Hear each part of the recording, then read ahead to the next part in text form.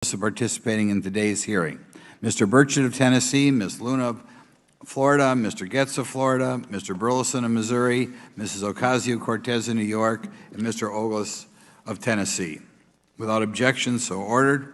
For today's subcommittee hearing, both the chair and ranking member will have 10 minutes for opening remarks. We may both be giving some of those minutes to other members of our party.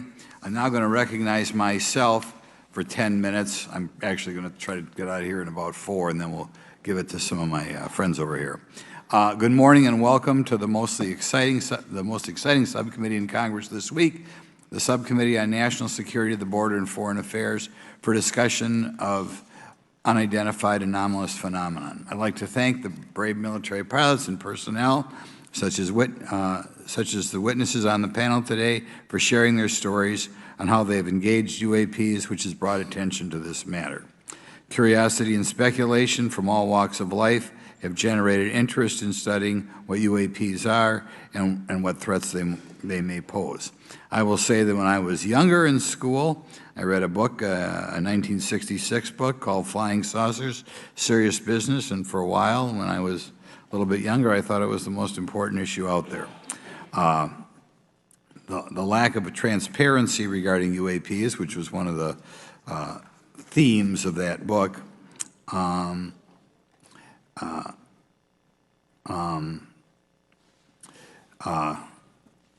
any event, it's led to interest in studying what UAPs are and what threats they pose.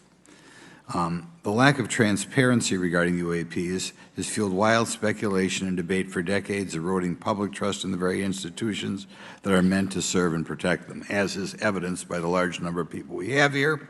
I also want to point out in 1966, President Gerald Ford claimed to have seen a UFO, and in 1969 in Georgia, Jimmy Carter claimed to have seen a UFO. So this has led Congress to establish entities to examine UAPs. The National Defense Authorization Act of 2022 established the All-Domain Anomaly Resolution Office, or AARO, to conduct or to coordinate efforts across the Department of Defense and other federal agencies to detect, identify, and investigate UAPs. However, AARO's budget remains classified, prohibiting meaningful oversight from Congress. In addition to AARO's efforts, NASA is leading an independent study on UAPs that will identify how UAP data is gathered from both civilian and government entities that can be analyzed to shed light on the topic. However, despite these offices being established, there lies a pressing demand for government transparency and accountability that cannot be overlooked, and that's been a problem that's been around for 50 years. The Biden administration handling of the Chinese spy balloon that violated U.S. airspace is one example how the government is not prepared for these. The Biden administration's description of events has shown that the government continues not to be forthright. Between the Chinese balloon being shot down and 2 UAPs subsequently shot down following the event earlier this year, the U.S. government spent $1.5 million in taxpayer dollars on missiles, yet we have seen little clarity from the Biden administration. We must demand transparency from the Department of Defense, our intelligence community, and our defense industry on the UAP work. We're going to ask some questions about that today. Congress recognizes the subject of UAPs as multifaceted and requires a careful, data-driven approach. Today, we'll see clarity from these witnesses' testimonies, or we'll seek clarity as to what can be done to improve reporting for military and civilians and remain committed to objective inquiry. Congress should work to ensure that knowledge is not driven by fear. Today, we are not just debating the existence of UAPs, we are deliberating on the principles that define our republic, which is a commitment to transparency and accountability. I look forward to hearing from our witnesses today about ways we can improve government efficiency and openness when it comes to UAPs. I thank each of you for your presence here today and for your dedication to safeguarding the interests of the American people. I look forward to your testimony. Now I'm going to turn it over for 2.5 or 3 minutes to Representative Burchett from Tennessee. Thank you, Mr. Chairman. Thank you all for being here. I want to thank everybody for making this happen today, and I want to remind everybody this is a nonpartisan issue. This has nothing to do with party politics. I think the cover-up goes a lot deeper than that. I also want to thank my colleagues, Representative Anna Paulina Luna, sitting beside me here, Jared Moskowitz, my friend across the aisle has an incredible mind, and I'm anxious to hear his questions. My buddy Eric Burleson, and it's not in my notes here, but Matt Gates. If it hadn't been for Matt Gates, myself, him, and Luna would still be down at Eglin Air Force Base trying to get some answers. He's got an incredible legal mind. Also, I know I saw it in the crowd there, George Knapp, my buddy Jeremy Corbell. They're not witnesses, but they've provided some statements on this subject, and I seek unanimous consent to enter those statements into the record, Mr. Chairman. Without objection. Also, would like to enter in, I understand now that this is unclassified and it's public record, but as we all know, that's sometimes difficult for the public to get a hold of. A report, Defense Intelligence Reference Documents, Advanced Space Propulsion Based on Vacuum, Space-Time Metric Engineering, some light reading for some of our members.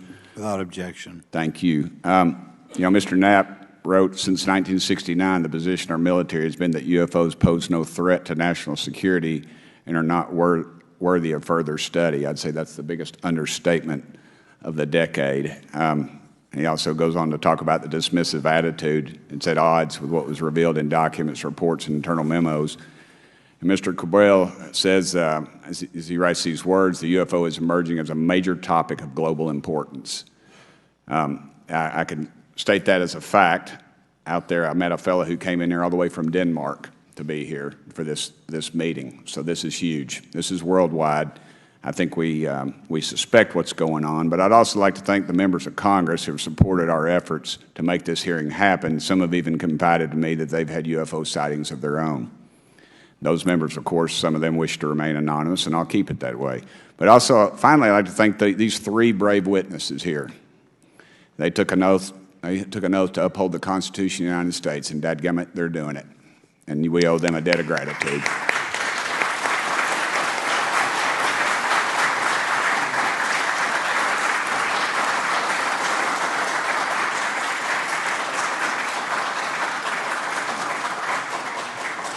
Y'all quit clapping. You're cutting in on my time. Just kidding. These folks, they've got nothing to gain from this, and I think you're going to find out that they've endured quite a few slings and arrows. We need to remember them in our prayers and their families. And I'm thankful to them for their honest testimonies. They have done interviews and appeared in documentaries like Accidental Truth to get their stories out there, and now they are all here to testify under oath for Congress. It's been so difficult to get here today. I've said, in the Baptist church, we'd say that the devil's in our way, and the devil has been in our way through this thing. We've run into roadblocks from members, from the intelligence community, the Pentagon. I proposed legislation to go in the FAA reauthorization that just said if an airline pilot has a sighting, that when he makes that report to the FAA, that it would come to Congress. But I was told that the intelligence community did not like that, and the amendment was not even heard in committee. I think it's time for this country to take back our country. We need to tell the folks at the Pentagon they work for us. Dadgummit, we don't work for them. And that's exactly the point. This is an issue of government transparency. We can't trust a government that does not trust its people. We're not bringing little green men or flying saucers into the hearing. Sorry to disappoint about half y'all. We're just going to get to the facts. We're going to uncover the cover-up, and I hope this is just the beginning of many more hearings and more people coming forward about this. And I yield back the remainder of my time. I think, is it to Representative Luna, Mr. Chairman, or is that? Yeah, we'll call Ms. Luna for her statement.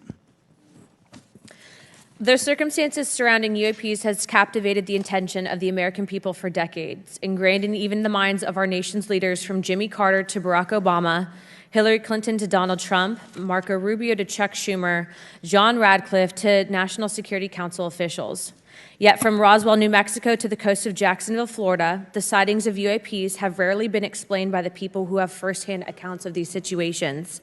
This is largely due to the lack of transparency by our own government and the failure of our elected leaders to make good on their promises to release explanations and footage and mountains of overclassified documents that continue to be hidden from the American people.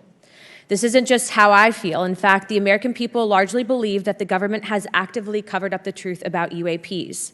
One poll in particular found that 68% of Americans believe that the government is hiding information about UAPs and not being honest about what we know about them. And from my personal experience, I believe the same thing. Another poll found that nearly half Americans believe that the federal government is doing a very bad or somewhat bad job of dealing with reports of UFO sightings. As Representative Burchett just referenced on the FAA bill that just went through, you can tell that that's exactly happening. Considering the thousands of testimonies and videos taken on people's phones and eyewitnesses' accounts made by credible witnesses such as doctors, pilots, scientists, and active duty service members, it is unacceptable to continue to gaslight Americans into thinking that this is not happening or that the potential of intelligent life forms exists other than humans. Even more alarming is the fact that these eyewitnesses are many times service members and have no assurance that their lives will not be negatively impacted or even harmed by their experiences. In being an active duty service member working on an airfield, I've had conversations with many pilots where they were in fear of coming forward for retribution and or being taken off flight status. How do we know this? Because the government has said nothing to assure us otherwise. They have also did nothing to calm the concerns of over 20% of Americans who have reported to have seen UFOs or UAPs. We are simply told not to question the government and that the government has it under control. Today is the first hearing of its kind where we will attempt to get down to the bottom of what is actually happening with UAPs. But we will hear from people who have had personal sightings rather than Pentagon bureaucrats who have always been sent to stonewall our investigations. Just so that the press knows and the people know, we were even denied access to a classified briefing in a SCIF prior to this hearing due to the amount of hoops that we had to jump through to grant temporary clearance to witness Grush, who has knowledge of classified information. It is time to have an open-minded discussion on this topic, to hear the evidence and understand the magnitude of what this means, not just for our nation, but for humanity. Thank you, Chairman. I yield back the rest of my time.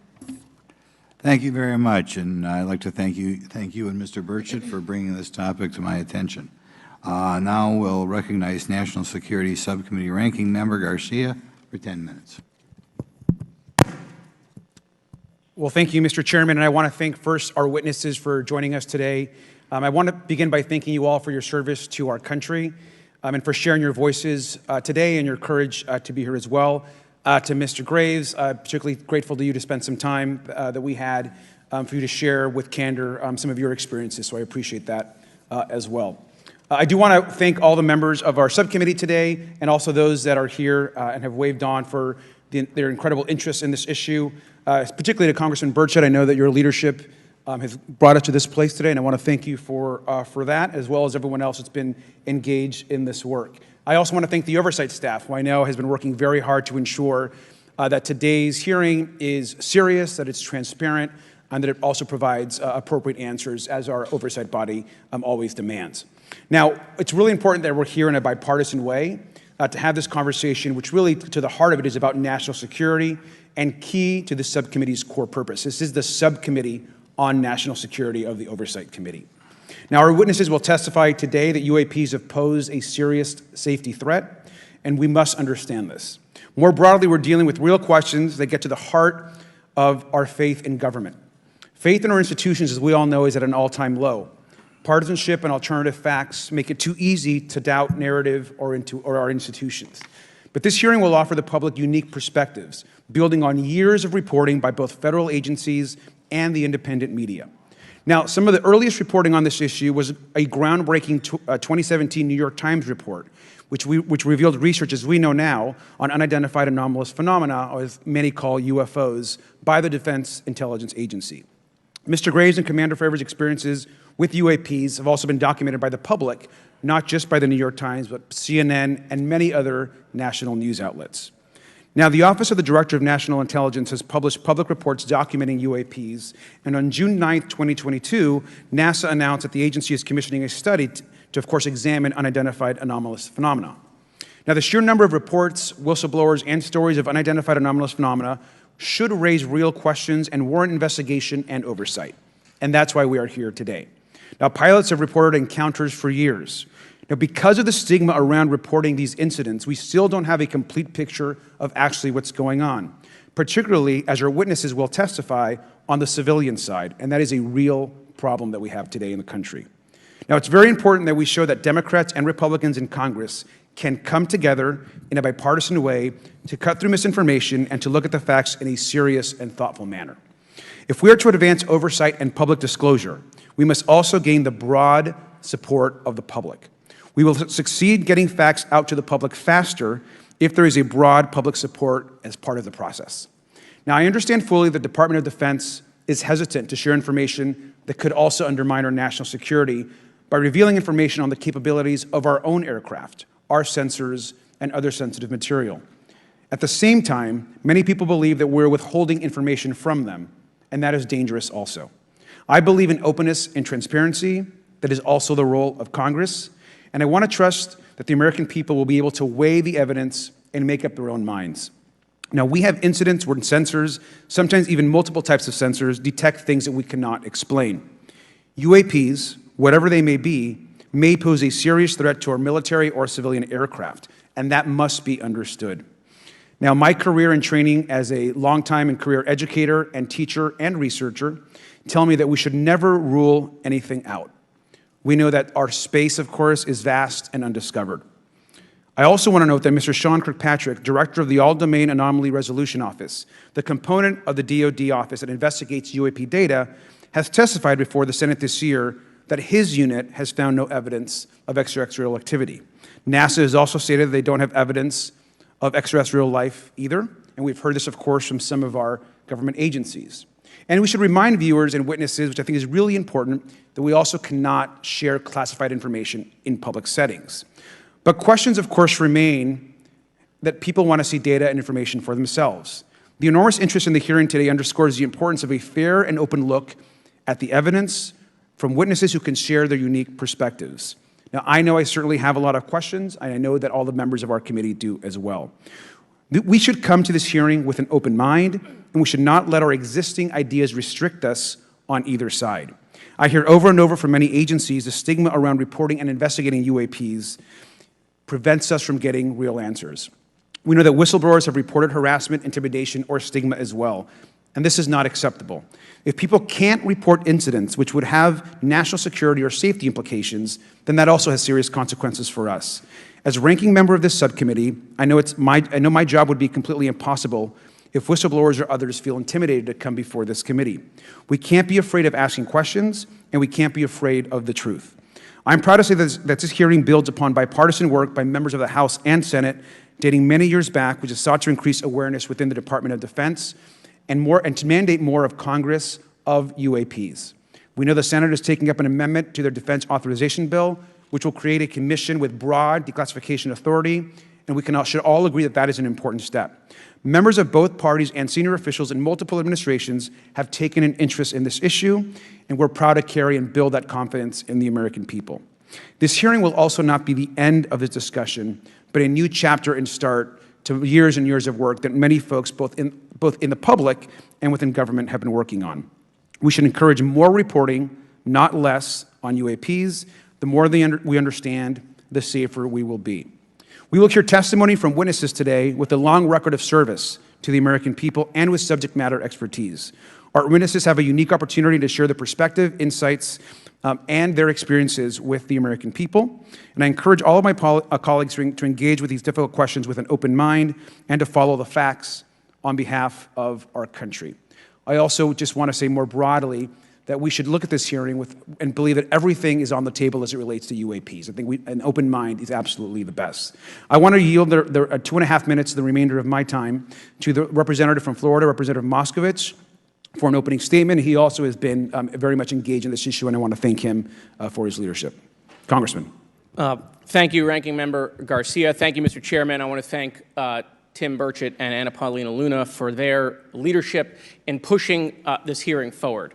I want to thank, obviously, committee staff and their staff working on this on a bipartisan basis because many Americans are deeply interested in this issue, and it shouldn't take the potential of non-human origin to bring us together. Additionally, I want to thank the witnesses for coming forward to share your perspectives, your thoughts, and the sightings of UAPs. Unlike other hearings many times in Congress, you're not here to help a political party, but you're here to share information with the American people. And it's not something that is just going on in this administration. It's something that's spanned many administrations. For decades, many Americans have been fascinated by objects mysterious and unexplained, and it's long past time that they got some answers. The American public has a right to learn about technologies of unknown origins non-human intelligence, and unexplainable phenomena. Those are not the words of a UFO Twitter account.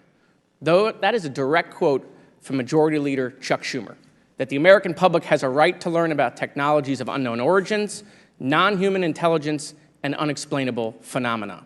In an interview with Fox News, recent former Director of National Intelligence John Radcliffe confirmed the U.S. government is aware a lot more sightings of UAPs, and that they have not made that information public. I quote, "There are a lot more sightings that have not been made public," Radcliffe said to Fox News. For me, this hearing is about transparency. We unfortunately live in a time in which many people distrust government and our institutions. And overclassification of information away from the American public or even Congress contributes to today's politics. The American people have regular questions. What are UAPs? How come the media doesn't report more on them? Are they foreign adversaries? Are they U.S. technology? Are they something else? They ask themselves, how come when a Russian jet shoots flares at one of our drones, we have perfect pictures and videos to show the American people and the world, but when it comes to UAPs, nothing? Of course, we must always protect our national security to maintain our superiority, like when stealth helicopters were only rumored to exist, but were used in the Osama bin Laden raid in 2011. But we can't allow that to be used as a shield to keep the American people completely in the dark from basic truths. The American people deserve to hear more about special access programs. Congress has a right to know if there's any unsanctioned weapons development, satellite imagery that has not been provided to Congress. Congress created the All-Domain Resolution Office in the NDAA of 2022. In its initial analysis, there are 171 uncharacterized UAP reports, and this is the words from the report, that appear to have demonstrated unusual flight characteristics or performance capabilities. I believe more information is known about the 171 instances. It's time for Congress to reinsert ourselves. I call on our military leaders and intelligence officials to release more information to the American people about UAPs. And to our military leaders, if there's nothing to conceal, let Congress go to Wright-Patterson Air Force Base, the Dugway Proving Ground, or even Groom Lake in Nevada. We should have disclosure today. We should have disclosure tomorrow. The time has come. Thank you, Ranking Member. Thank you, Mr. Moskowitz, and I would yield back now to our chairman. Thank you. Right, now I'd like to introduce our witnesses. Our first witness is Lieutenant Ryan Graves.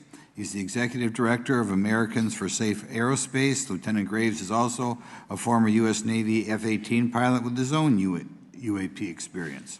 The next witness, David Grush, is a former senior intelligence officer with the National Geospatial Intelligence Agency and was a senior technical advisor for UAP issues.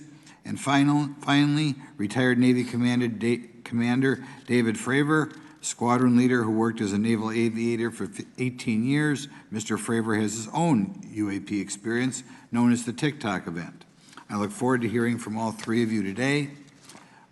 Pursuant to Committee Rule 9G, the witnesses will please stand and raise their right hands. Do you solemnly swear or affirm that the testimony you are about to give is the truth, the whole truth, and nothing but the truth, so help you God? Let the record show that all the witnesses answered in the affirmative. You may be seated.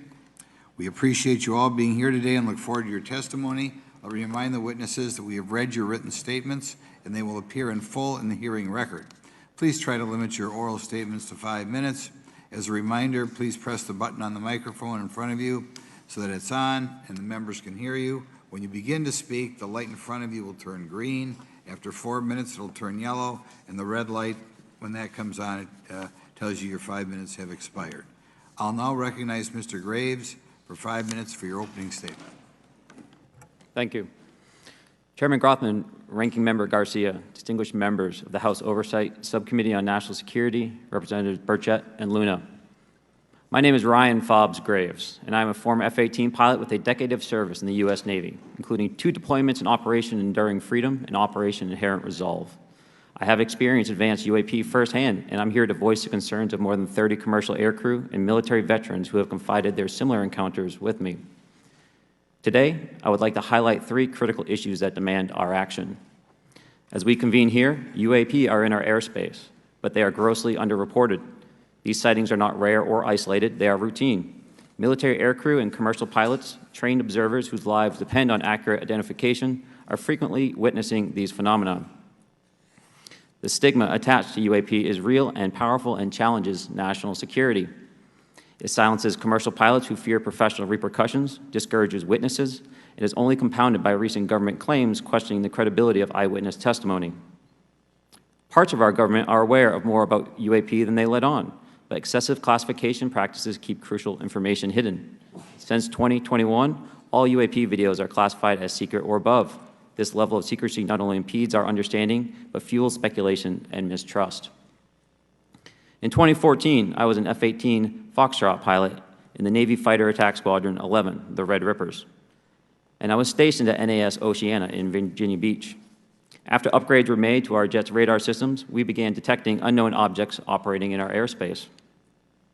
At first, we assumed they were radar errors, but soon we began to correlate the radar tracks with multiple onboard sensors, including infrared systems, eventually through visual ID.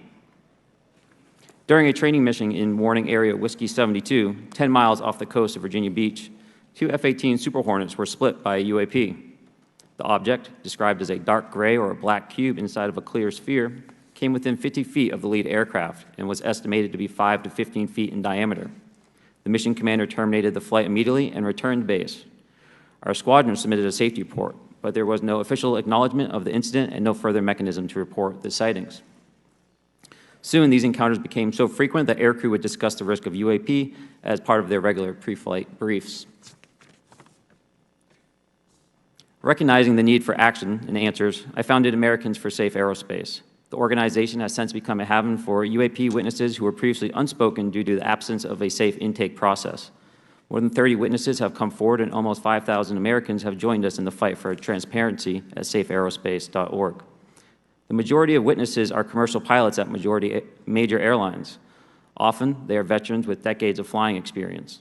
Pilots are reporting UAP at altitudes that appear above them at 40,000 feet, potentially in low Earth orbit or in the gray zone below the Kármán line, making inexplainable maneuvers like right-hand turns and retrograde orbits or J-hooks.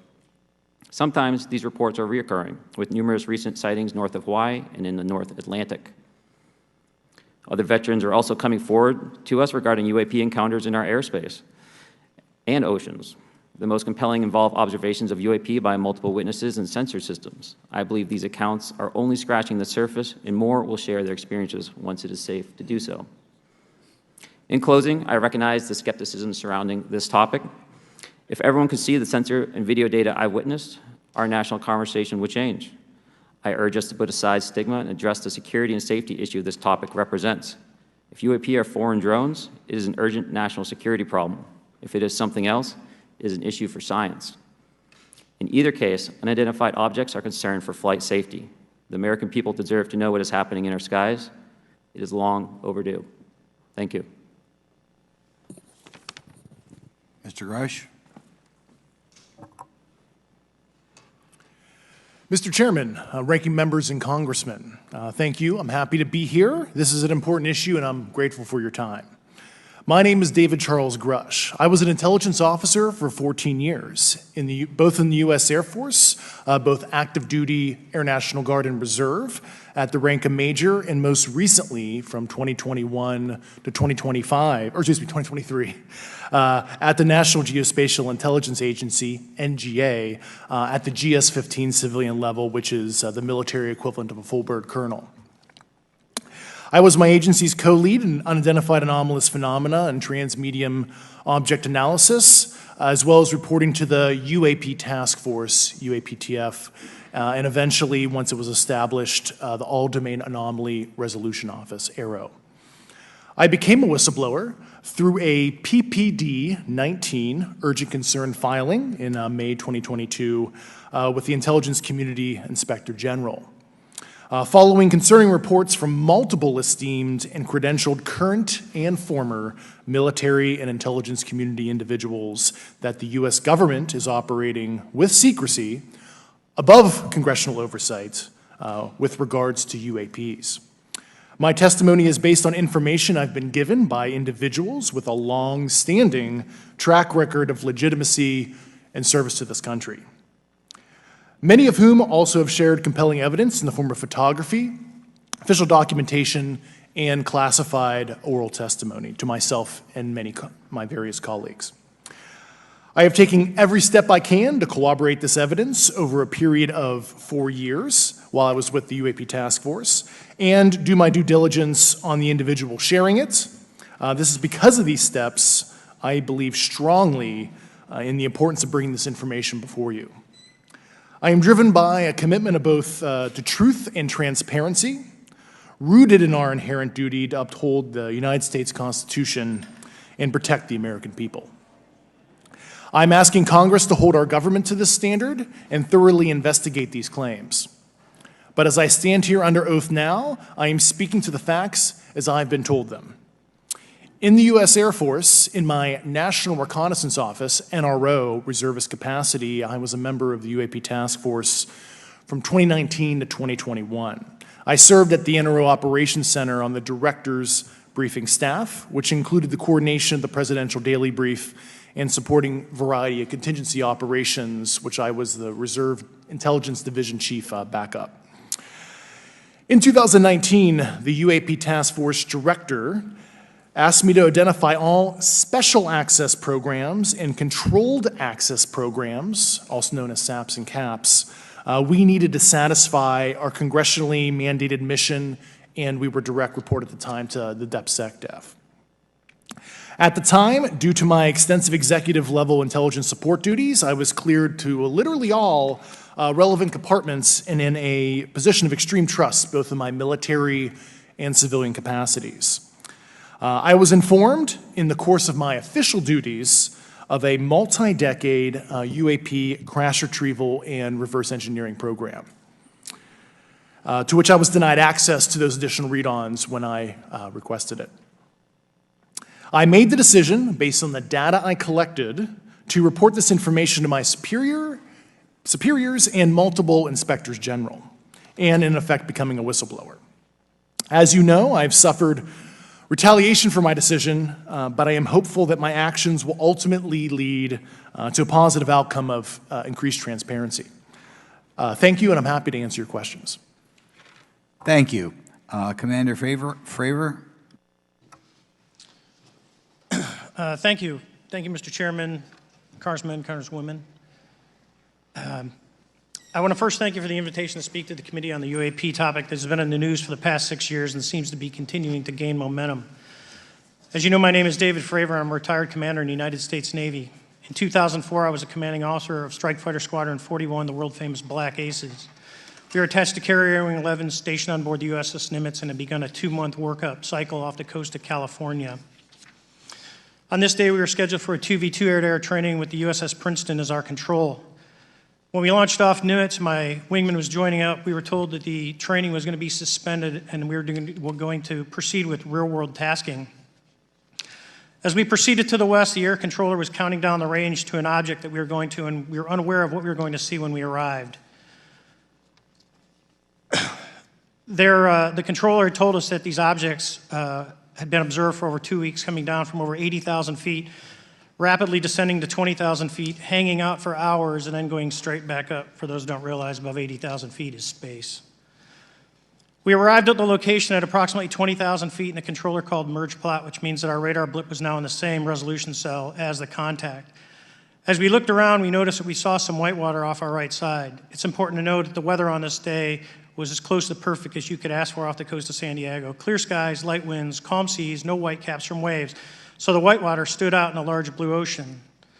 All 4 of us, because we were in F-18Fs, so we had pilots and Wizzo in the back seat, looked down and saw a white tic-tac object with a longitudinal axis pointing north-south and moving very abruptly over the water like a ping-pong ball.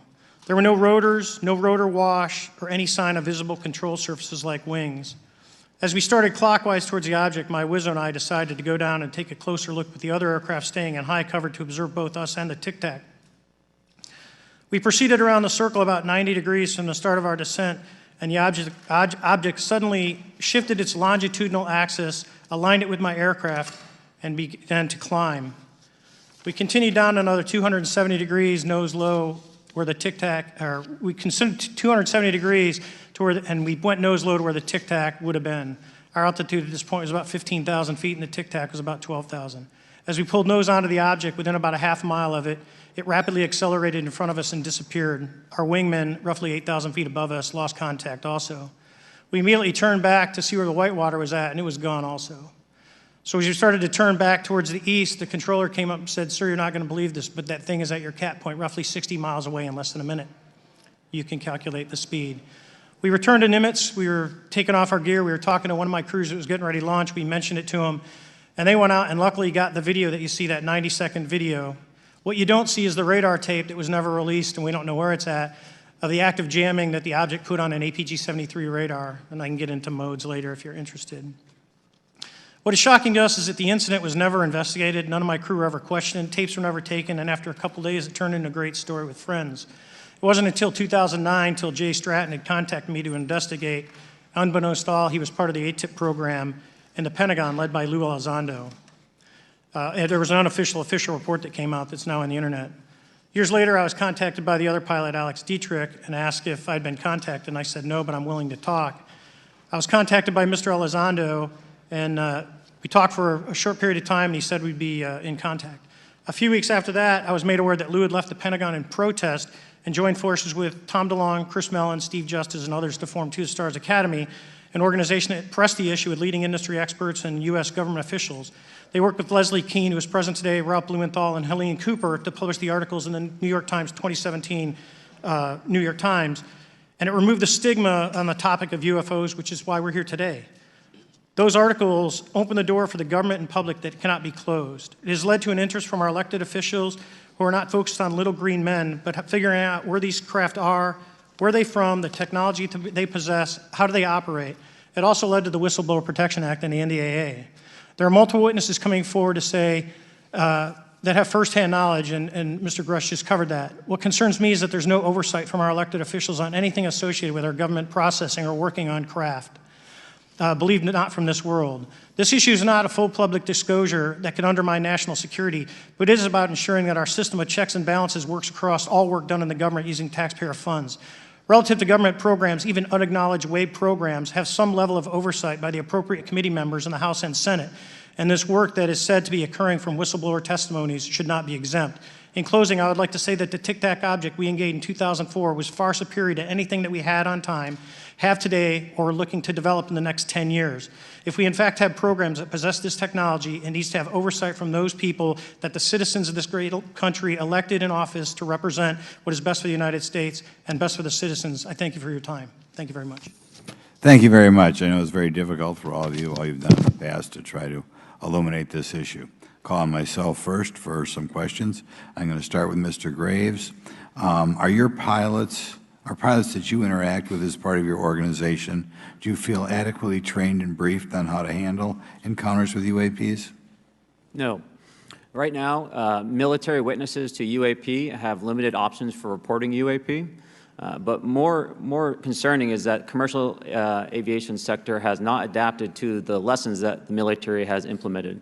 The military and Department of Defense has stated that UAP represent a critical aviation safety risk. We have not seen that same language being used in the commercial markets. They are not acknowledging this risk. Okay. What steps do you think have to be taken to improve a pilot's UAP reporting, be it military or commercial? Right now, we need a system where pilots can report without fear of losing their jobs. There is a fear that the stigma associated with this topic is going to lead to professional repercussions, either through management or perhaps through their yearly physical check. So having a secure system, reducing the stigma, and making this information available through the public is going to reduce the concerns that aircrew have. Could you just give me a little idea of the degree to which reports in the past are not made public right now?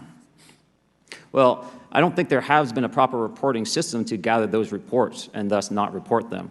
So to answer your question, I think there is a dearth of data due to the fact that the reporting has been limited up to this time. Could you tell me why you believe it's, kind of to play the devil's advocate, a reason why some of this stuff should not be available to the public? There's certainly some national security concerns when we use our advanced sensors in our tactical jets to be able to identify these objects.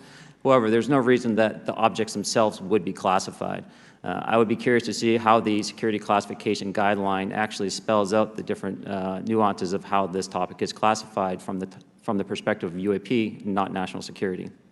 I'll give you a follow-up on that. Assuming that there are reasons why not all this should be made public, this has been around for a long period of time. Can any of the three of you think of any reason why anything related to UAPs, say 15 years and back, should not be immediately made public? I think one of it is acknowledging a vulnerability, both from a collection and I'll just say a countermeasure perspective. So it's that we haven't cracked for many years. Yeah. Even say 20 years back. Is there any reason why, when you go back that far, things shouldn't be made public? Unless it shows a specific national security vulnerability as it relates to a weakness in a particular defense system. Oh, okay, Mr. Fravor, the TikTok incident that you were engaged occurred in 2004. What kind of reporting took place after that incident? None. We had a standard debrief where the backseaters went down to our carrier intel center and briefed what had happened, and that was it. No one else talked to us, and I was in the top 20 in the battle group. No one came. The captain was aware, the admiral was aware, nothing was done. Your commanding officers provide any sort of justification? No, because I was the commanding officer of the squadron, so no. Was this incident the only UAP event that you encountered while you were a pilot? Yes, it was. Okay. This is for any one of you. Based off of each of your experiences and observations, do you believe UAPs pose a potential threat to our national security? Yes, and here's why.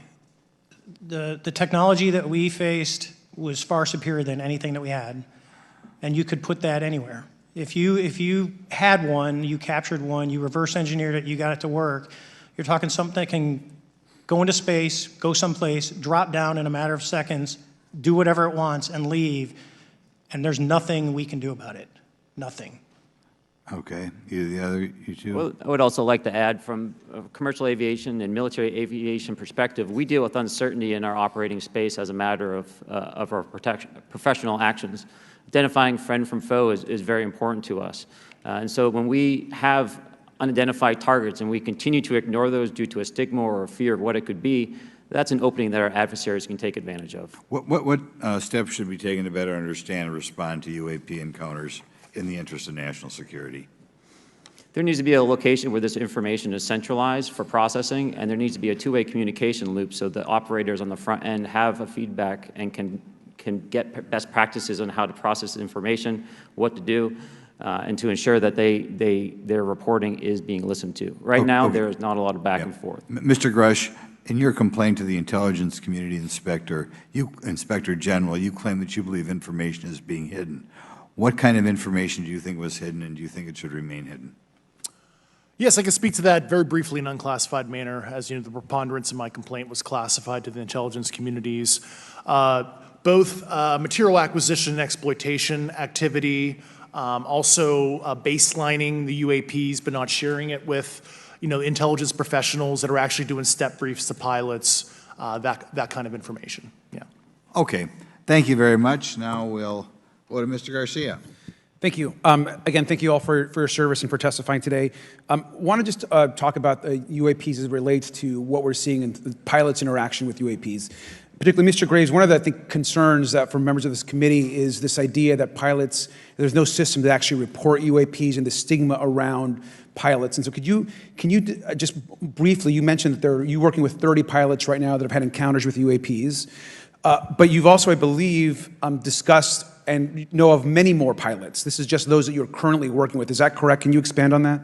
Certainly. I'll break that down in two ways. First, when we were first experiencing these objects off the eastern seaboard in the 2014 to 2015 time period, anyone that had upgraded their radar systems were seeing these objects. So there was a large number of my colleagues that were detecting these objects off the eastern seaboard. They were further correlating that information with their other onboard sensors, and many of them also had their own eye sightings as well of these objects. Now, that was our personal first-hand experience at the time. Since then, as I've engaged this topic, others have reached out to me to share their experiences, both on the military side as well as the commercial aviation side. On the military aviation side, veterans that have recently got out have shared their stories and have expressed how the objects we were seeing in 2014, 2015 continued all the way to 2019, 2020, and beyond. And so it became a generational issue for naval aviators on the eastern seaboard. This was something we were briefing to new students. This is something that was included in the notice to airmen to ensure that there was no accidents. And now with commercial aviators, they are reaching out because they're having somewhat similar experiences as our military brothers and sisters, but they do not have any reporting system that they can send us to. And let me just add, both to Mr. Fravor as well as Mr. Graves, not having this system for reporting, would you both agree that is harmful to not just our national security interests, but to understand this phenomenon of what's happening with UAPs? I think it's actually a travesty that we don't have a system to correlate this and actually investigate. You know, so if you took the East Coast, you know, there's coastal radars out there that monitor our air defense identification zone, so out to 200 miles. They can track these, you know, so when you see them, they could actually go and pull that data and get maneuvering. And instead of just having the airplanes, there's other data sources out there. And I've talked to other government officials on this. So you need a centrally located repository that these reports go to.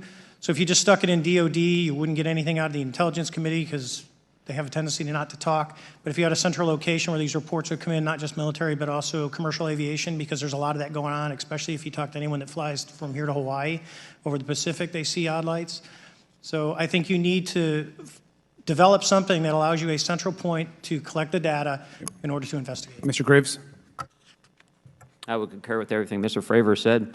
I'll continue to say that the commercial pilots that have reached out to me through Americans for Safe Aerospace are doing so because they don't feel there's another way for them to report this safety issue. And I think one of the clear outcomes of this hearing already is that there has to be a safe and transparent reporting process for pilots, both on the commercial side and the military side, to be able to report UAPs in a way that's also transparent, but also understands the scope of our national security interests and what may be classified or not. But I think there has to be some sort of system, and so that's something that I hope can be an outcome that this committee can work on.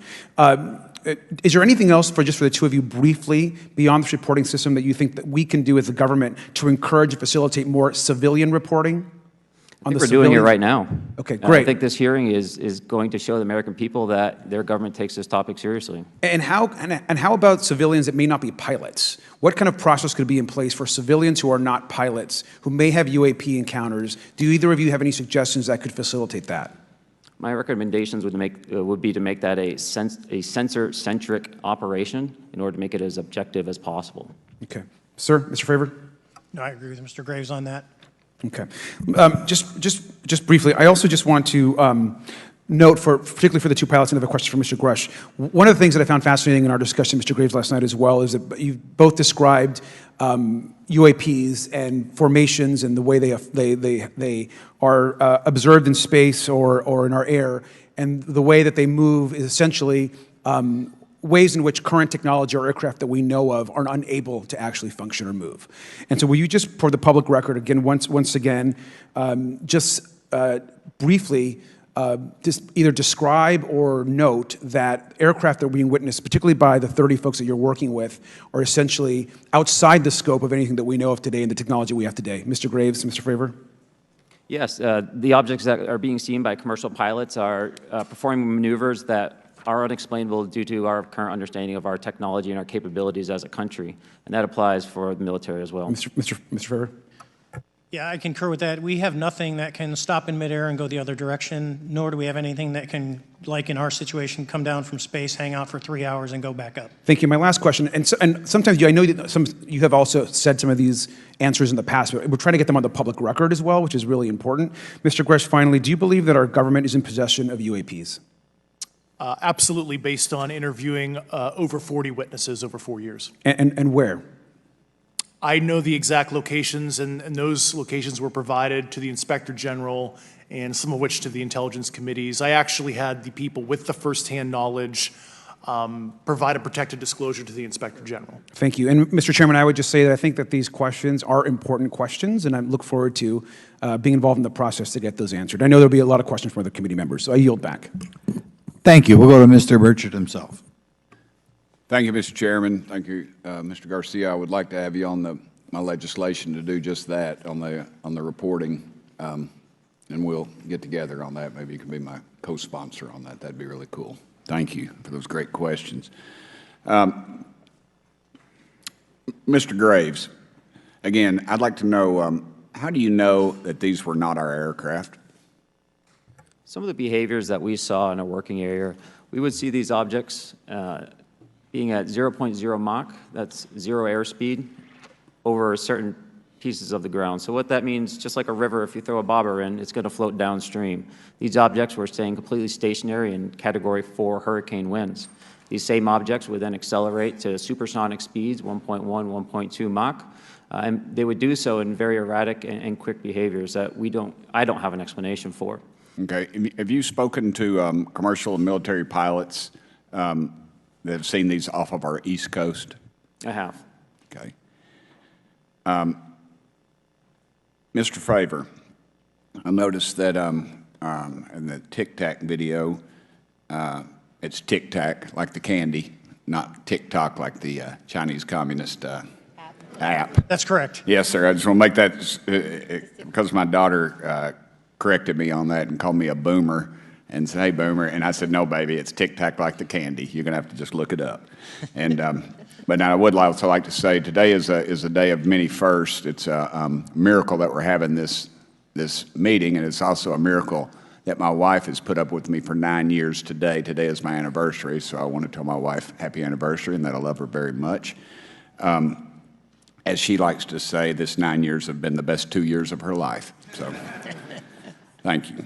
Mr. Favor, what astonished you the most about the flight capabilities of these Tic Tac, very briefly? The performance, absolute performance. It was. And you're not aware of any other objects that anybody in the world has, in this world, that has those capabilities? No, I think it's far beyond actually our material science that we currently possess. Are you aware of any other reconnaissance platforms that have tracked or recorded the Tic Tac's maneuvers, maybe the NORAD system or any of the others? I am not. Okay. Mr. Grush, thank you for being here, brother. Thank you all very much. Have you faced any retaliation or reprisals for any of your testimony or anything on these lines? Yeah, I have to be careful what I say in detail because there is an open whistleblower reprisal investigation on my behalf, and I don't want to compromise that investigation by providing anything that may help provide somebody information. But it was very brutal and very unfortunate, some of the tactics they used to hurt me both professionally and personally, to be quite frank. Yeah. It's very unfortunate. As they say, when you're over the target, that's when they do the most firing at you. Do you have any personal knowledge of people who have been harmed or injured in efforts to cover up or conceal these extraterrestrial technology? Yes. Personally. Have anyone been murdered that you would that you know of or have heard of, I guess? I have to be careful asking that question. I directed people with that knowledge to the appropriate authorities. Maybe in a, if we could get in a confidential area, SCIF, we could talk about that. But unfortunately, we were denied access to the SCIF, and that's very unfortunate in this scenario. Mr. Favor, do you believe that you witnessed an additional object under the water in relation to your encounter? I will say we did not see an object. There was something there to cause the whitewater, and when we turned around, it was gone. So there was something there that obviously moved. Okay, it was not the same object though that you were looking at, correct? No, we actually joked that the Tic Tac was communicating with something when we came back, and because the whitewater disappeared. We were in another instance. We're told about the capabilities of a jamming during viewing of when there were some people chasing some of these objects. Did you experience any of that jamming or interrupting your radar or weapons system? My crew that launched after we landed experienced significant jamming to the APG-73 radar, which was what we had on board, which is a mechanically scanned, very high-end system prior to the APG-79. And yes, it did pretty much everything you could do, range, velocity, aspect, and then it spit the lock, and the targeting pod is passive. That's what we were able to get the video on. I'm about to run out of time, but are you aware of any of our enemies that have that capability? No. Okay. I would also like to note for the record that, like George Knapp, breaking Area 51, he's the reason I knew about that. And the reason I know about the Tic Tacs is Leslie Keene from New York Times article, and I would encourage everybody to read that. Thank you, Mr. Chairman. I yield back to you for no time. Very good. Mr. Raskin? Thank you, Mr. Chairman. Mr. Graves, you reported UAP encounters during training flights, I think, and have since come forward to warn the Pentagon that these encounters may be putting pilots at risk. My first question is, you've identified these as taking place on the East Coast. Is it just on the East Coast where these encounters have been reported? No. Since the events initially occurred, I've learned that the objects have been detected essentially where all operations, Navy operations are being conducted across the world. And that's from the All-Domain Anomaly Resolutions Office reporting. All right, can you describe your experience after you decided to come forward and go public with your experience? Certainly. Like many others, in 2017, I saw the New York Times article come out as well. And for me, it was special because I recognized the voices on the video. I recognized the video itself. I had seen it when it was taken. I seen it when it was debriefed. And so that was kind of shook me because I realized that this problem was still ongoing. And so I reached out to colleagues back on the East Coast and realized that this was still a safety risk that they were dealing with, that they had essentially hit a wall with how they could move forward on this conversation. It was at that point when I decided to try to move the conversation forward myself. Are there common characteristics to the UAPs that have been cited by different pilots, and can you describe what the convergence of descriptions is? Certainly. We were primarily seeing dark gray or black cubes inside of a clear sphere. I'm sorry, dark gray or black cubes? Yes, inside of a clear sphere, where the apex or tips of the cube were touching the inside of that sphere. And that was primarily what was being reported when we were able to gain a visual tally of these objects. And that occurred over almost 8 years. And as far as I know, it's still occurring. I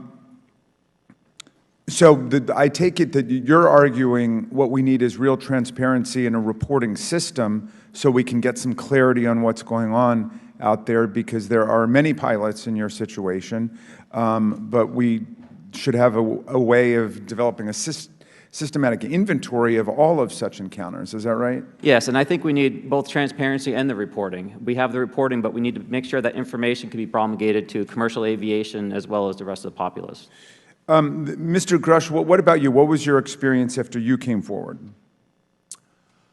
Well, it's only been about 2 months or so I guess my experience has been overwhelming support from former colleagues of mine that have privately messaged me, and I do appreciate that. But I do have knowledge of active planned reprisal activity against myself and other colleagues, and it's very, very upsetting to me. Coming from where? Certain senior leadership at previous agencies I was associated with. And that's all I'll say publicly, but I can provide more details in a closed environment. Okay. Well, I hope you understand that there would be bipartisan rejection of any attempt to vilify, demonize, or engage in other reprisals against our witnesses and people who are telling the truth from their perspective. Yeah, there were certain colleagues of mine that were brutally administratively attacked, and it actually makes me very upset as a leader to see that happen to other coworkers and actually superiors of mine over the last 3 years. How do you account for that response? That seems like a bizarre response. I call it administrative terrorism. That's their quiver, their tool in the toolbox to silence people, especially the career government service cares about their career, cares about their clearance, their reputation to climb the ladder. And when you threaten that career path, a lot of people back off. But I'm here to represent those people. So, Mr. Fravor, what about you? What has your experience been since you've come forward with your perspective on this? Actually, I've been treated very well. And the 6 people that were involved, myself included, all of them have or will be retiring from the military as 05s or 06s. And all my friends that are very senior, 3 and 4 stars, I've talked to them. They believe they understand there's a problem, but no, I was actually treated really well. And what is your general interpretation of these phenomena, or what is your current thinking of trying to make sense of them? Well, I'll say, I'm not like a UFO fanatic. It's not me. But I will tell you that what we saw with 4 sets of eyes over a 5-minute period, still, we have nothing close to it. It was amazing to see. I told my buddy I wanted to fly it, but yeah, it's just an incredible technology. All right, Mr. Chairman, thank you very much. I'll yield back to you. Thanks. On to Ms. Luna.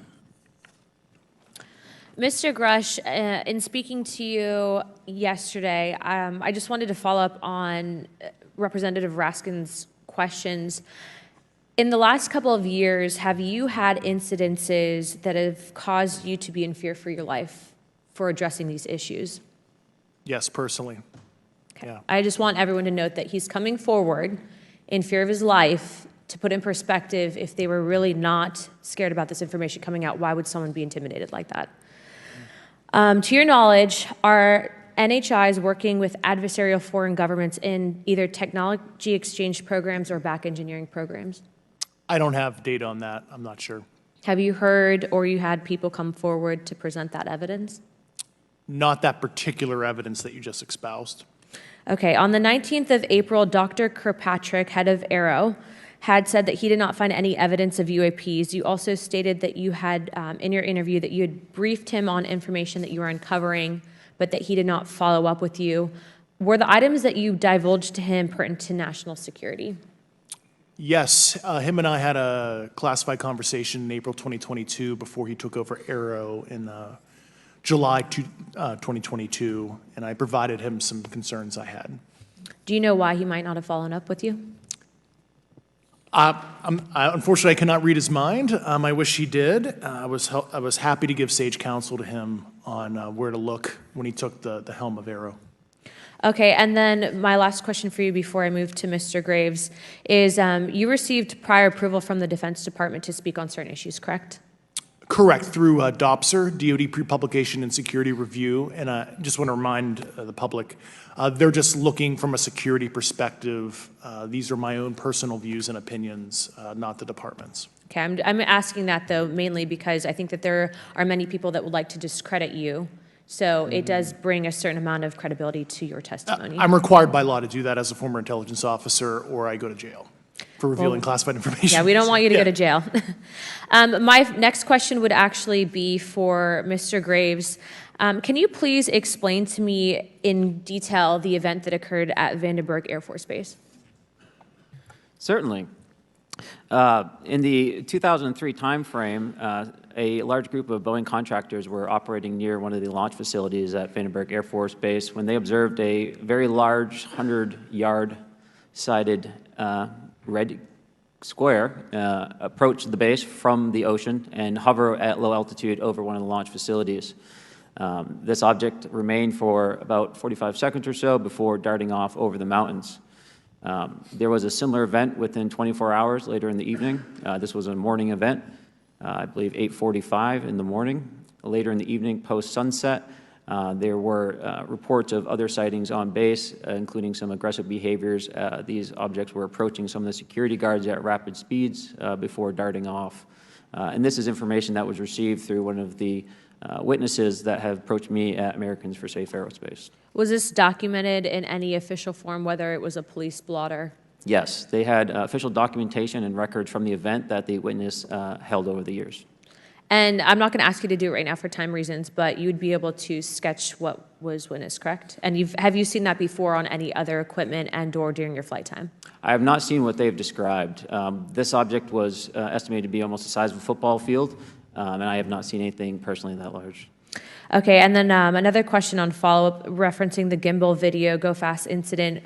Can you just clarify, because to our understanding, the footage was actually cut off at a certain point, but what happens at the end of that video, just for those Americans specifically that are wanting to know about the rest of that footage? Certainly. There was some uncertainty or instability with the object. It seemed to rock a bit, and that's the last last I had seen of the video. Much of the data that I would recommend be analyzed would consist of radar data that would provide precise kinematics on the object as well as the fleet of objects that were operating nearby. Okay, and follow-up, in regards to the reporting procedures that Mr. Garcia had addressed on, as well as Representative Burchett, with the FAA, to your understanding, pilots that are seeing this, commercial airline pilots, are they receiving cease and desist letters from corporations for coming forward with information in regards to safety for potential airline passengers? I have been made privy to conversations with commercial aviators who have received cease and desist orders. So the American public should know that corporations are putting their own reputations on the basic, not the line, but ahead of the safety of the American people. And I think, would you agree with that statement? It appears so. Okay. And I guess this would be my last, I'm out of time. I yield. I'll be back. Good. Mr. Moskowitz. Thank you, Mr. Chairman. Gentlemen, let's talk about the laws of physics for a second. Mr. Graves and Commander Favor, I heard you talk about speed. When those objects broke the sound barrier, did they make a sonic boom? I was in a jet. You can't hear anything. It's kind of loud in there. Yeah, you're not able to actually personally tell within the vehicle. I will say the objects that we were seeing, they were spherical, and they were observed up to Mach 2, which is a very non-aerodynamic shape. What about G-forces? Let's talk about G-forces of those vehicles. Could a human survive those G-forces with known technology today? No. No, not for the acceleration rates that we observed. Okay. What about what they look like? How close did you get? Did you see a seam or a rivet or a section? And what I mean is, obviously, the jets you're flying have all those things. Did these objects have those? Do you want to go, Ryan? I didn't have the detail to be able to tell that. So we got within a half mile of Tic Tac, which people say that's pretty far, but in airplanes, that's actually relatively close. No, it was perfectly white, smooth, no windows, although when we did take the original FLIR video that is out there, when you put it on a big screen, it actually had two little objects that came out of the bottom of it. But other than that, no windows, no seams, no nothing. Mr. Grush, as a result of your previous government work, have you met with people with direct knowledge or have direct knowledge yourself of non-human origin craft? Yes, I personally interviewed those individuals. Mr. Grush, as a result of your previous government work, have you met with people with direct knowledge or have direct knowledge yourself about ATs, advanced technologies that the U.S. government has?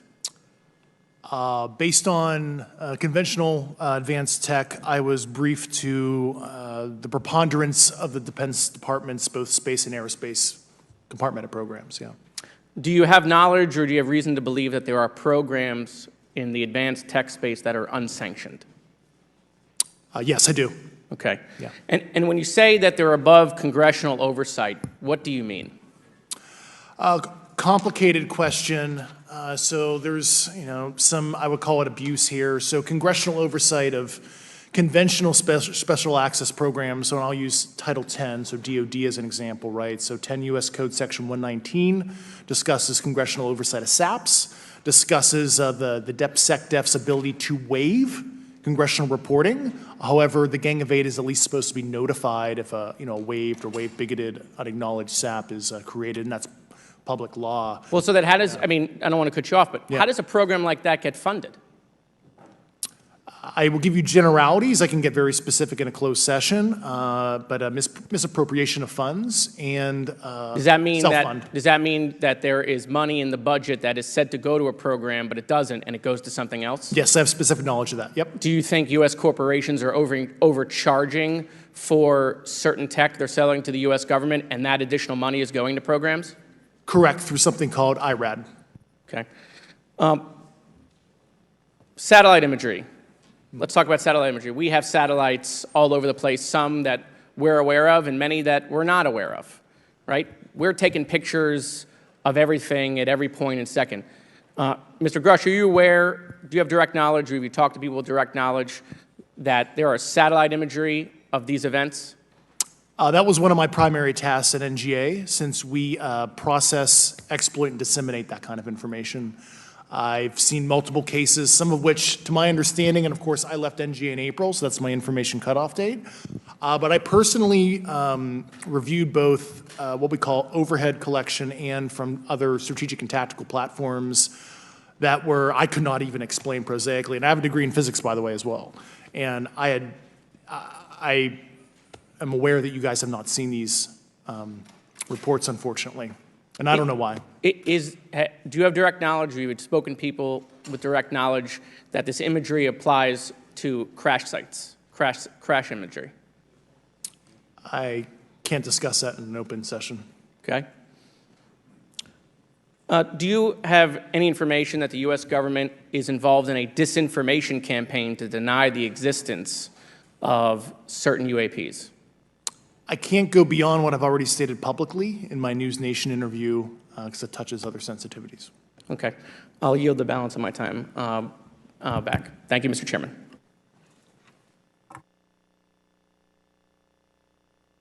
Ms. Fox?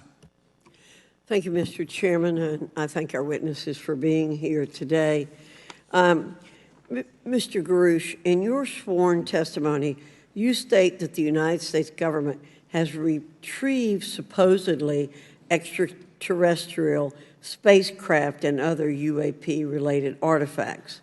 You go so far as to state that the U.S. is in possession of, quote, non-human spacecraft, end quote, and that some of these artifacts have circulated with defense contractors.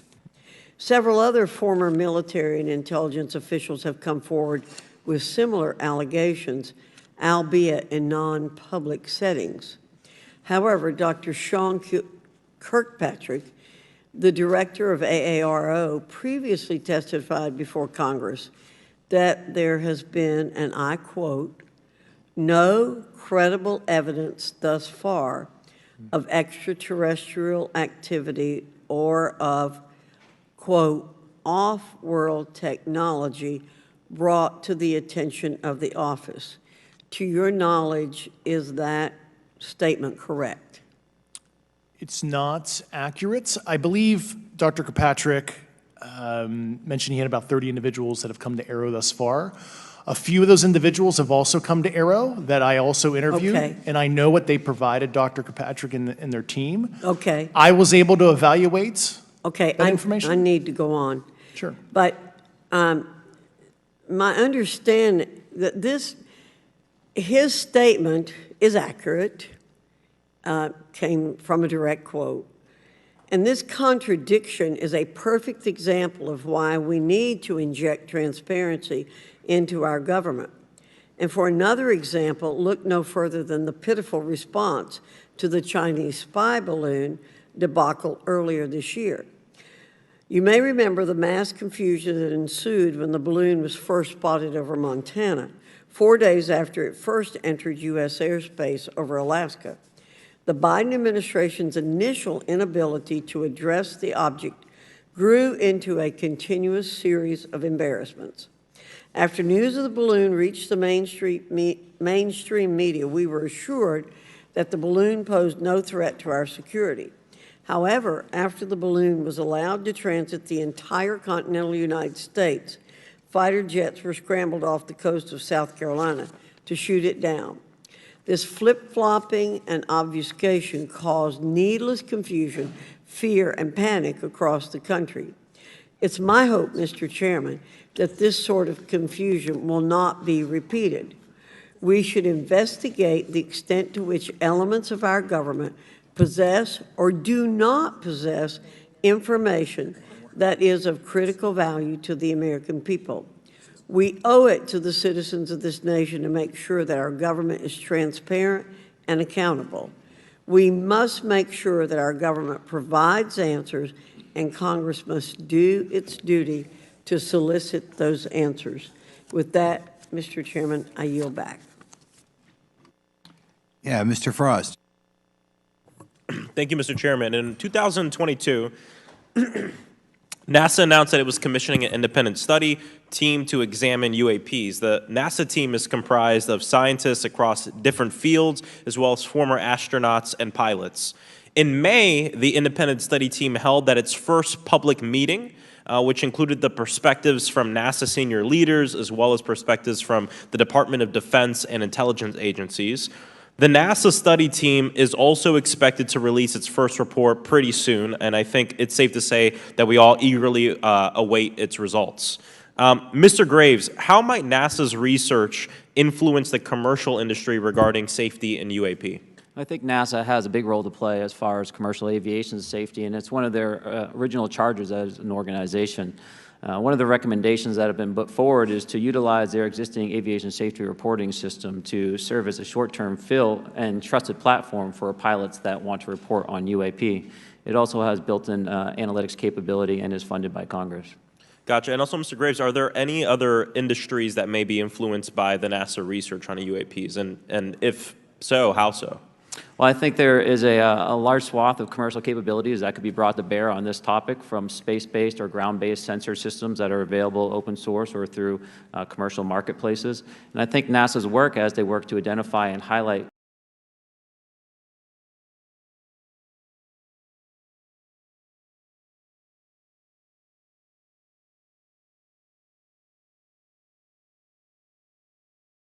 U.S. Navy pilots that recorded footage. In 2021, the Office of the Director of National Intelligence released a preliminary report on UAP events. NASA Administrator Bill Nelson stated that NASA would begin to investigate these events. In fact, I sit on Science, Space, and Technology Committee, and when we were doing a hearing with the NASA Administrator Bill Nelson, I asked, why NASA needed to be fully funded, and there were many great reasons, but one of them was actually had to do with UAPs. He actually mentioned, is there life out there? I don't know. And so either way, these actions ultimately led NASA to assemble the independent study team that I mentioned earlier. Also in 2021, Harvard University stood up the Galileo project to research and examine the origins of UAP. So it seems like both, from NASA and in the higher education community, because of the work that y'all have done and people standing up, I think we're seeing some of that stigma slowly going away. Mr. Freyer, do you believe that military pilots feeling empowered to share their UAP experiences has directly impacted the scientific community's research goals on this topic? I would say yes. I would say that, starting in 2017, when it actually came out, it took that stigma away. I mean, I've talked to multiple senators who said prior to that, if you'd have mentioned UAP, you'd have been laughed off the hill. And now we're sitting here today for a public testimony on what's actually going on. I'm hoping that this curve will be more of an exponential, and we'll get more and more transparent to the level that we can. Yeah, and I mean, it's important. I couldn't imagine, I'm not a pilot, but I used to fly gliders in Civil Air Patrol. Huh? Yeah, Pilot? I mean, and so either way, I mean, I couldn't imagine, being in the glider and seeing something, and then not feeling like I had the agency to talk about it. Mr. Graves, can you discuss the importance of seeking scientists to sit on your advisory board? Absolutely. I think ultimately this is going to be a scientific problem. And not only that, it's also an engineering problem. I've been working with the American Institute of Aeronautics and Astronautics to help them stand up a UAP integration committee to help integrate their engineering prowess into this problem. And so, yes, very much, I think this is an engineering and scientific problem as much as a national security problem. And how might Congress help to facilitate partnerships between the scientific community and the UAP focus groups within government? Well, I think one of the things they can do is to have these types of hearings to communicate to the public that this is a topic of interest. I think that there is a pseudo-market, if you will, of interested capabilities and talent that want to approach this topic, and we're seeing that start to grow now. So I think continued conversation, reduction of stigma is going to allow that to flourish and allow answers to help generate themselves. 100%. Well, thank you all for being here, and thank you for your work. I think it's important that we keep our top scientific minds focused on this issue and look for ways to increase collaboration. Thank you so much. I yield back. Mr. Comer. Thank you, Mr. Chairman. Let me say I want to thank you for having this hearing, and I want to thank Mr. Burchett, Ms. Luna for leading this hearing. And with that, I yield my 5 minutes to Mr. Burchett. Thank you, Mr. Chairman. I'm going to direct this, I believe, to Mr. Grush, but if any of you all feel like you need to jump in, just jump right in. We're good. Has the U.S. government become aware of actual evidence of extraterrestrial, otherwise unexplained forms of intelligence? And if so, when do you think this first occurred? I like to use the term non-human. I don't like to denote origin. Keeps the aperture open, both scientifically. Certainly, like I've discussed publicly previously, 1930s. Okay. Can you give me the names and titles of the people with direct firsthand knowledge and access to some of these crash retrieval programs, and maybe which facilities, military bases the recovered material would be in? And I know a lot of Congress have talked about we're going to go to Area 51, and and there's nothing there anymore anyway. It's just and we move like a glacier. And as soon as we announce it, I'm sure the moving vans would pull up. But please. I can't discuss that publicly, but I did provide that information both to the Intel committees and the Inspector General. And we could get that in the SCIF if we were allowed to get in a SCIF with you. Would that be probably what you would think? Sure, if you had the appropriate accesses, yeah. What special access programs cover this information, and how is it possible that they have evaded oversight for so long? I do know the names. Once again, I can't discuss that publicly and how they've evaded oversight. In a closed setting, I can tell you the specific tradecraft used. All right. When do you think those programs began, and who authorized them? I do know a lot of that information, but that's something I can't discuss publicly because of sensitivities. All right. If any of y'all want to jump in on any of this, you're more than welcome to.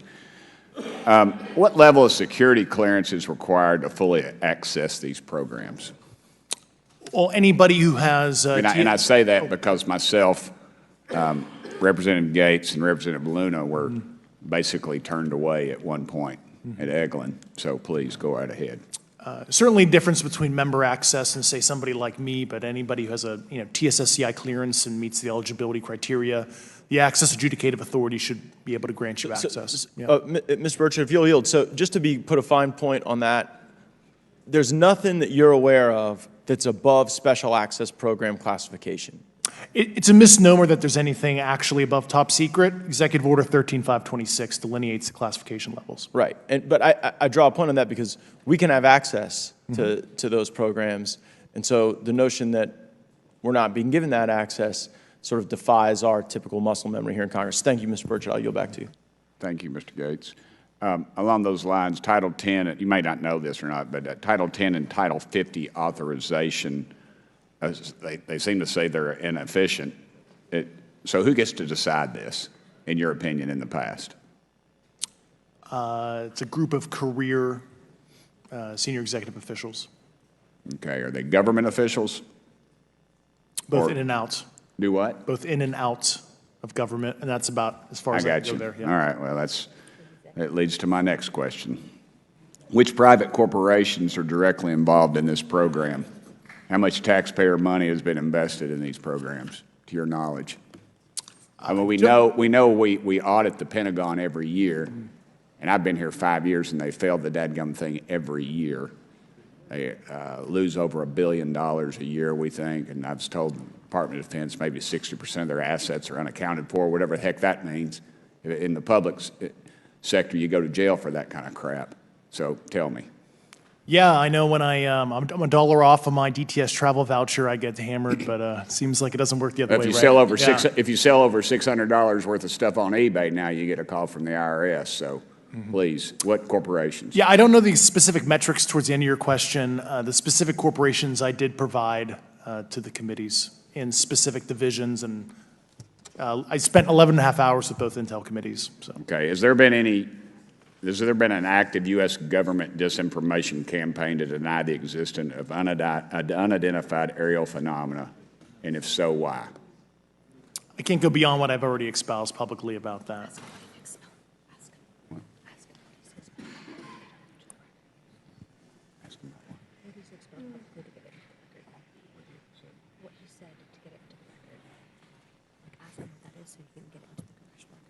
Okay, I've been told to ask you what that is and how to get it in the record. What have you stated publicly in your interviews for the congressional record? If you reference my News Nation interview, and I talk about a multi-decade, campaign to disenfranchise public interest, basically. Chairman, I've gone. Yeah. Thank you. I apologize, Mr. Chairman. I yield back negative 21 seconds. Thank you. Ms. Ocasio-Cortez? Thank you, Mr. Chairman, and thank you to our witnesses for coming here today. I do concur with the ranking member as well as several other members here on this committee that this is a committee for whistleblowers and for the protection of whistleblowers as well. So we understand what you're putting on the table here and what you're putting on the line here, and we thank you for that.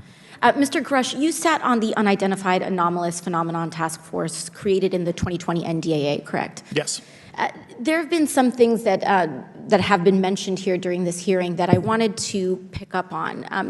Mr. Graves, you mentioned specifically during the answers to one of your questions, you named Boeing contractors being engaged in an incident regarding this red cube about a football field wide. I was wondering if you could speak a little bit about the interaction, or Mr. Grush, either of you, the interactions between defense contractor companies and any UAP-related programs or activities. So I'll just say that the information about the contractor himself were provided by a witness, and I have no particular detail in that relationship. Mr. Grush. The kind of general unclassed wave tops, certainly the contractors, are the metal benders, so to speak. They're the ones actually doing specific performance on government contracts. Are they required to issue any disclosure regarding UAP sightings, or do they engage in any reporting around this? In terms of the contractors? Yes. Not that I'm aware of. They do not. Okay. Now, when it comes to notification that you had mentioned about IRAD programs, we have seen defense contractors abuse their contracts before through this committee. I have seen it personally, and I have also seen the notification requirements to Congress abused. I am wondering, one of the loopholes that we see in the law is that there is, at least from my vantage point, is that depending on what we're seeing, is that there are no actual definitions or requirements for notification. What methods of notification did you observe? Like when they say they notified Congress, how did they do that? Do you have insight into that? For certain IRAD activities, I can only think of ones conventional in nature. Sometimes they flow through certain, I'll just say, SAP programs that have cognizant authority over the Air Force or something, and those are congressionally reported compartments, but IRAD is literally internal to the contractor, so as long as it's money, either profits, private investment, et cetera, they can do whatever they want. To put a finer point on it, when there is a requirement for any agency or company to notify Congress, do they contact the chairman of a committee? Do they get them on the phone specifically? Is this through an email to hypothetically a dead email box? A lot of it comes through what they call the PPR, Periodic Program Review Process, if it's a SAP or Controlled Access Program Equity, and then those go to the specific committees, whether it be the SAS, CASC, HISI. Thank you.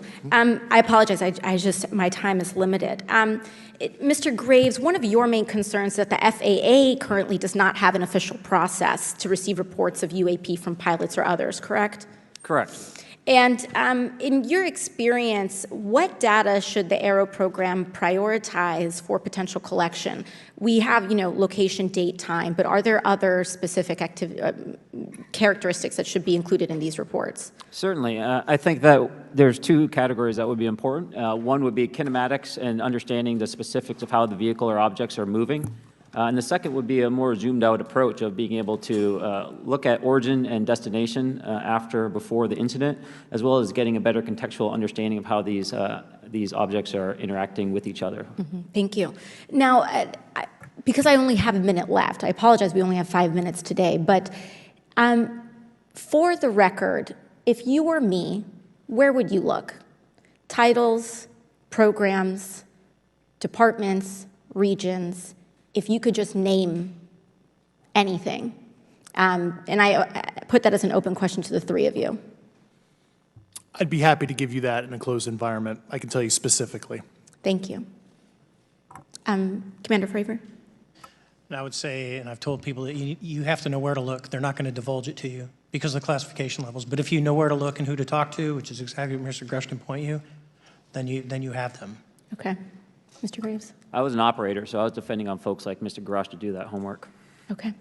Thank you very much. I yield back to the chair. Mr. Biggs? Thanks, Mr. Chairman. I thank the witnesses for being here today. I'm over here. Thank you so much for being here. I want to get into specifics here, and a reason I'm going to go this way is because you've talked a bit about what I would call misdirection by official U.S. government with regard to UAPs, right?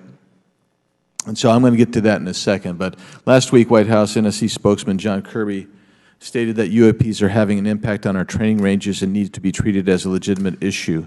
Do you concur with his statements? That's for each of you. Yes. Yes. Yes. Okay. Now, having said that, I'm going to take you to specific instances around the Phoenix Valley, because that's where I live. And in '97, we had the famous Phoenix Light case. I don't know if any of you are familiar with that. There were two things that went along with that, and the explanation was military training range off Luke and the Barry Goldwater Range. Do you know anything different other than the official explanation of those lights? Only what's in the public vernacular about it. That was outside the scope of my duties. And if we wanted to, just my question along with my colleague from New York, Ms. Ocasio-Cortez, if we wanted to find out more about that, where would we go to find the files, and who would we address? And are you going to tell me we need to go to a SCIF so you can tell us in a SCIF? I could potentially give you a vector on that. That specific case, I'm familiar with it in terms of public, but I give you a vector in a closed environment, yeah. That would be good, thank you. So if it's true that UAPs are having an impact on training ranges, and this administration considers it to be a legitimate issue, what steps can Congress take to address training range impacts? And I say that having two very large training ranges in my state. And so we'll start with Mr. Graves and going down the panel. Some of the initial procedures have been implemented, such as within the United States Navy, that have a range failure report that gathers information from pilots. I understand that a service-wide reporting mechanism is still pending. However, that would be a great next step, not only for gathering information, but for showing the troops that it is an acceptable topic and reducing the stigma. Okay, please, all of you continue. Yeah, as a recipient of a lot of those training range reports, sometimes we only get contextual kind of oral reporting. It'd be nice if they attached all sensor data and there's a system in place that can handle multiple classifications of data. And that's an issue with the F-35, right? That jet was never built to be an ISR platform. And it's a pain in the, we'll just say, butt to get that data off. So, yeah. Great. Thank you. Yeah, I would agree with the previous two, being a user of those training ranges, that the data has to be out there. You have to acknowledge that you're seeing them, and then you have to collect the data. Right now, you get the report, someone says, I saw something, but no one collects the radar data to back it up and do research. Okay. Do you believe that the 2019 classification guidelines for UAPs interferes with the federal government's ability to be transparent with the American people? And do you think we need to be more transparent with the American people? All of you, yeah. I'll say yes to that. Yeah, I'm familiar with at least the UAP Task Force 2019 Security Classification Guide. I think it's fair. I did actually help author that with the director. You got a bias that way then. But I will say, I'll call it a lazy attitude about declassifying videos. I mean, I've seen some of the videos of the recent shoot down, and I saw no reason that couldn't have been released as long as they mask some data. The American people deserve to see that imagery in full motion video. I would think, well, in my opinion, I will say things are overclassified. I know for a fact the video or the pictures that came out in the 2020 report that had the stuff off the East Coast, they were taken with an iPhone off the East Coast. A buddy of mine was one of the senior people there, and he said they were originally classified at TSSCI. And my question to him was, what's TSSCI about these? They're an iPhone literally off the vacapes. That's not TSSCI. So they're overclassified, and as soon as they do that, they go in a vault, and then you all have to look for them. Yeah, so with the overclassification, that may be one way. Are there other ways that the DOD or intelligence agencies are keeping this information from the American people or even from Congress? I think part of that has been not encouraging reporting. If the problem is not something that can be measured, it's not something that's going to be fixed. Okay, very good. Well, I'm out of time, and I thank you, Mr. Chairman, and I yield back. First of all, without objection, Representative Nick Langworthy of New York has waived on the subcommittee for purpose of questioning witnesses at today's subcommittee hearing. And then we go to Mr. Burleson. Thank you, Mr. Chairman. Appreciate you guys coming out today, testifying. Look, I've been here for 6 months, and I'm pretty skeptical. I don't trust anything in this town. And so I think that's because I'm from Missouri. You've got to show me, right? With that being said, there's been a lot of things that have been said in the public, Mr. Grush, and so I want to get down to, if we can, some specifics, right? So at one point you had said that there has been harmful activity or aggressive activity. Has any of the activity been aggressive, been hostile in your reports? I know of multiple colleagues of mine that got physically injured. And the activity, and I got to by UAPs or by people within the federal government? Both. Okay, Yeah. so there has been activity by alien or non-human technology and or beings that has caused harm to humans. I can't get into the specifics in an open environment, but at least the activity that I personally witnessed, and I have to be very careful here, because they tell you never to acknowledge tradecraft, right? So what I personally witnessed, myself and my wife, was very disturbing. Okay. One of my constituents actually sent this next question, and I figured I'd ask it since I had the same thought. You've said that the U.S. has intact spacecraft. You said that the government has alien bodies or alien species. Have you seen the spacecraft? I have to be careful to describe what I've seen firsthand and not in this environment, but I could answer that question behind closed doors. Yeah. And have you seen any of the bodies? That's something I've not witnessed myself. Okay, and so with that being said, and the other statement that has been made that was intriguing to me it's intriguing because my view has been that we are billions of light years away from any other system. And the concept that an alien species that's technologically advanced enough to travel billions of light years gets here and somehow is incompetent enough to not survive Earth or crashes is something that I find a little bit far-fetched. And with that being said, you have mentioned that there's interdimensional potential. Could you expound on that?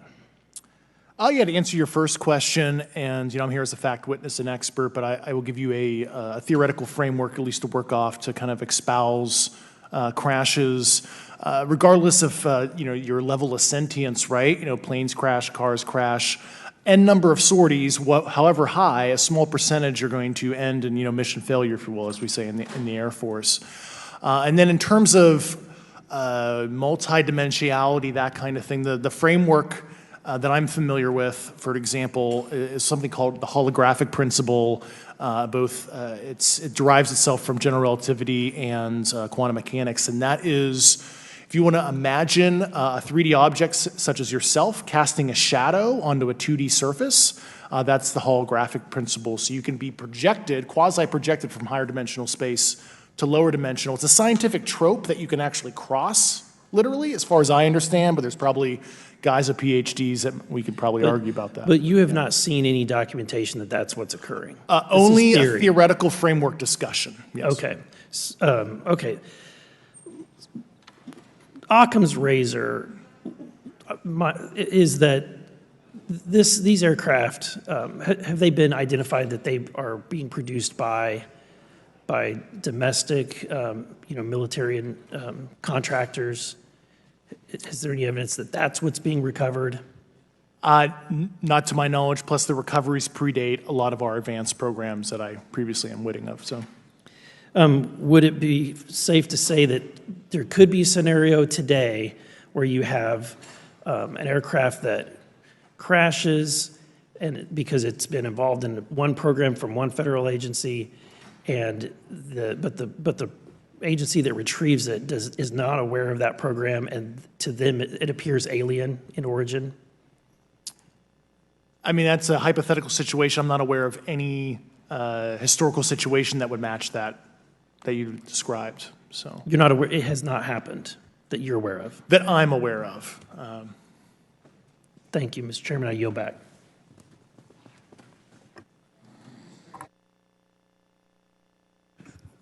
Several months ago, my office received a protected disclosure from Eglin Air Force Base indicating that there was a UAP incident that required my attention. I sought a briefing regarding that episode and brought with me Congressman Burchett and Congresswoman Luna. We asked to see any of the evidence that had been taken by flight crew in this endeavor and to observe any radar signature as well as to meet with the flight crew. We were not afforded access to all of the flight crew. And initially, we were not afforded access to images and to radar. Thereafter, we had a bit of a discussion about how authorities flow in the United States of America, and we did see the image. And we did meet with one member of the flight crew who took the image. The image was of something that I am not able to attach to any human capability, either from the United States or from any of our adversaries. And I'm somewhat informed on the matter, having served on the Armed Services Committee for 7 years, having served on the committee that oversees DARPA and advanced technologies for several years. When we spoke with the flight crew, and when he showed us the photo that he'd taken, I asked why the video wasn't engaged, why we didn't have a FLIR system that worked. Here's what he said. They were out on a test mission that day over the Gulf of Mexico. And when you're on a test mission, you're supposed to have clear airspace. Not supposed to be anything that shows up. And they saw a sequence of 4 craft in a clear diamond formation for which there is a radar sequence that I alone have observed in the United States Congress. One of the pilots goes to check out that diamond formation and sees a large floating, what I can only describe as an orb. Again, like I said, not of any human capability that I'm aware of. And when he approached, he said that his radar went down, he said that his FLIR system malfunctioned, and that he had to manually take this image from one of the lenses, and it was not automated in collection as you would typically see in a test mission. So I guess I'll start with Commander Fravor. How should we think about the fact that this craft that was approached by our pilot had the capability of disarming a number of the sensor and collection systems on that craft? Well, I think this goes to that national security side, and you can go back through history of things showing up at certain areas and disabling our capabilities, which is disheartening. And for us, I mean, like I said, it completely disabled the radar on the aircraft when it tried to do it, and the only way we could see it is passively, which is how he got that image. So I think that's a concern on what are these doing, not only how do they operate, but their capabilities inside to do things like this. And how should we think about 4 craft moving in a very clear formation, equidistant from one another, in a diamond? In all of the phenomenon, perhaps, Mr. Grave, that you've analyzed, have we ever seen multiple craft in a single formation? I have one particular case, and that was during the gimbal incident. The recording on the AT FLIR system shows a single object that rotates. You hear the pilots refer to a fleet of objects that is not visible on the FLIR system, and that was something that I witnessed during the debrief as part of the radar data on the situational awareness page. I would like to add, however, Congressman, there's a small bit of anger, I would say, I would feel that those pilots are still facing that difficulty in reporting this topic, and they don't have the tools to be able to mitigate this issue. It just goes to show how serious this is and why this is such an important issue for our pilots and for our nation. It was stated explicitly to me by these test pilots that if you have a UAP experience, the best thing you can do for your career is forget it and not tell anyone. Because any type of reporting, either above the surface or below the surface, does have a perceived consequence to these people, and that is a culture we must change if we want to get to the truth. Mr. Chairman, I would observe that perhaps as we move forward from this hearing, there are some obvious next steps. Every person watching this knows that we need to meet with Mr. Grush in a secure, compartmentalized facility so that we can get fulsome answers that do not put him in jeopardy and that give us the information we need. Second, I would suggest that the radar images that were collected of this formation of craft out of Eglin Air Force Base, and specifically the actual image taken by the actual flight crew that we can actually validate, be provided to the committee, subpoenaed if necessary, so that we're able to track how to get this type of reporting and analysis done in a more fulsome way. That would be my recommendation, humbly, as a guest here of the Fine Oversight Committee. I yield back. Ms. Mays? Thank you, Mr. Chairman, and good morning to our witnesses who are testifying today. I want to thank each of you for being here to discuss a topic of grave importance to our national security. Earlier this year, a Chinese spy balloon was shot down off the coast of my home state of South Carolina. Since the Roswell incident in 1947, many Americans have wondered about the dangers of unknown objects crisscrossing our skies. Whether these are UAPs or weather phenomena, advanced technology from American allied or enemy forces, or something more out of this world. So my first question, I have several questions, and if we can just be quick on these first two, I'm going to ask each of you the same question, and then I'll get to each of you individually. The first one, when you reported your experiences with a UAP, did any of you face any repercussions with your superiors, yes or no? No. No. I've actually never seen anything personally, believe it or not. So. All right. And then do you believe there's an active disinformation campaign within our government to deny existence of UAPs, yes or no? I don't have an answer to that. As previously stated publicly, yes. I think previously with like Project Blue Book, yes, but currently I don't speak for the United States government. Okay, thank you. I have a few questions for Mr. Graves. What percentage of UAP sightings, in your belief, go unreported by our pilots? This is an approximation based off of my personal experience speaking with a number of pilots, but I would estimate we're somewhere near 5% reporting, perhaps. So like 95% basically don't report seeing UAPs? That's just my personal estimate. In the incident off Virginia Beach, do you believe the Navy took the danger to your aircraft seriously after it was reported? Absolutely. A few questions for Mr. Favor. As an expert naval aviator, have you ever seen an object that looked and moved like the Tic Tac UAP? No. Did the Tic Tac UAP move in such a way that defied the laws of physics? The way we understand them, yes. Many dismiss UAP reports as classified weapons testing by our own government, but in your experience as a pilot, does our government typically test advanced weapon systems right next to multi-million-dollar jets without informing our pilots? No, we have test ranges for that. It took over 15 years for your encounter with the Tic Tac to be declassified. Do you feel there was a good reason to prevent lawmakers from having access to this footage? No, I just think it was ignored when it happened, and it just sat somewhere in a file, never got reported. In a drawer. It happens a lot up here. Shocker. Mr. Grush, a couple of questions for you too, sir, this morning. What percentage of UAPs do you feel are adequately investigated by the U.S. government, of the 5% that are reported? I can only speak for my personal leadership over at NGA. I tried to look at every report that came through that I could triage, so.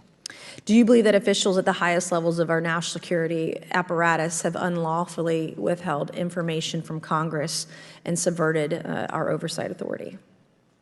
There are certain elected leaders that had more information that I'm not sure what they've shared with certain Gang of Eight members or et cetera, but certainly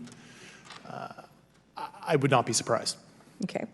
You've stated that the government is in possession of potentially non-human spacecraft.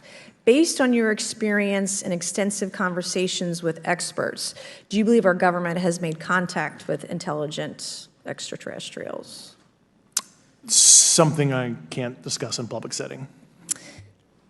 Okay, I can't ask when you think this occurred. If you believe we have crashed craft, stated earlier, do we have the bodies of the pilots who piloted this craft? As I've stated publicly already in my News Nation interview, biologics came with some of these recoveries, yeah. were they, I guess, human or non-human biologics?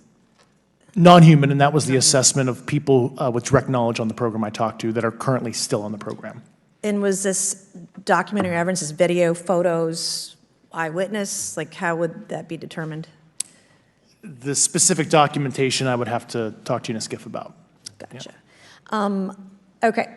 So, and you may or may not be able to answer my last question, and maybe we get into a skiff at the next hearing that we have, but who in the government, either what agency, sub-agency, what contractors, who should be called into the next hearing about UAPs, either in a public setting or even in a private setting? And you probably can't name names, but what agencies or organizations, contractors, et cetera, do we need to call in to get these questions answered, whether it's about funding, what programs are happening, and what's out there?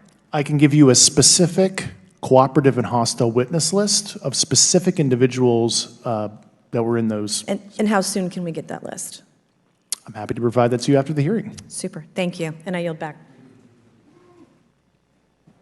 Okay, now we have Mr. Langworthy. Is he here? Okay. Thank you very much. I'd like to thank all of the witnesses for being here today to discuss this very unique topic. And I'd like to jump right into my questions, if you don't mind.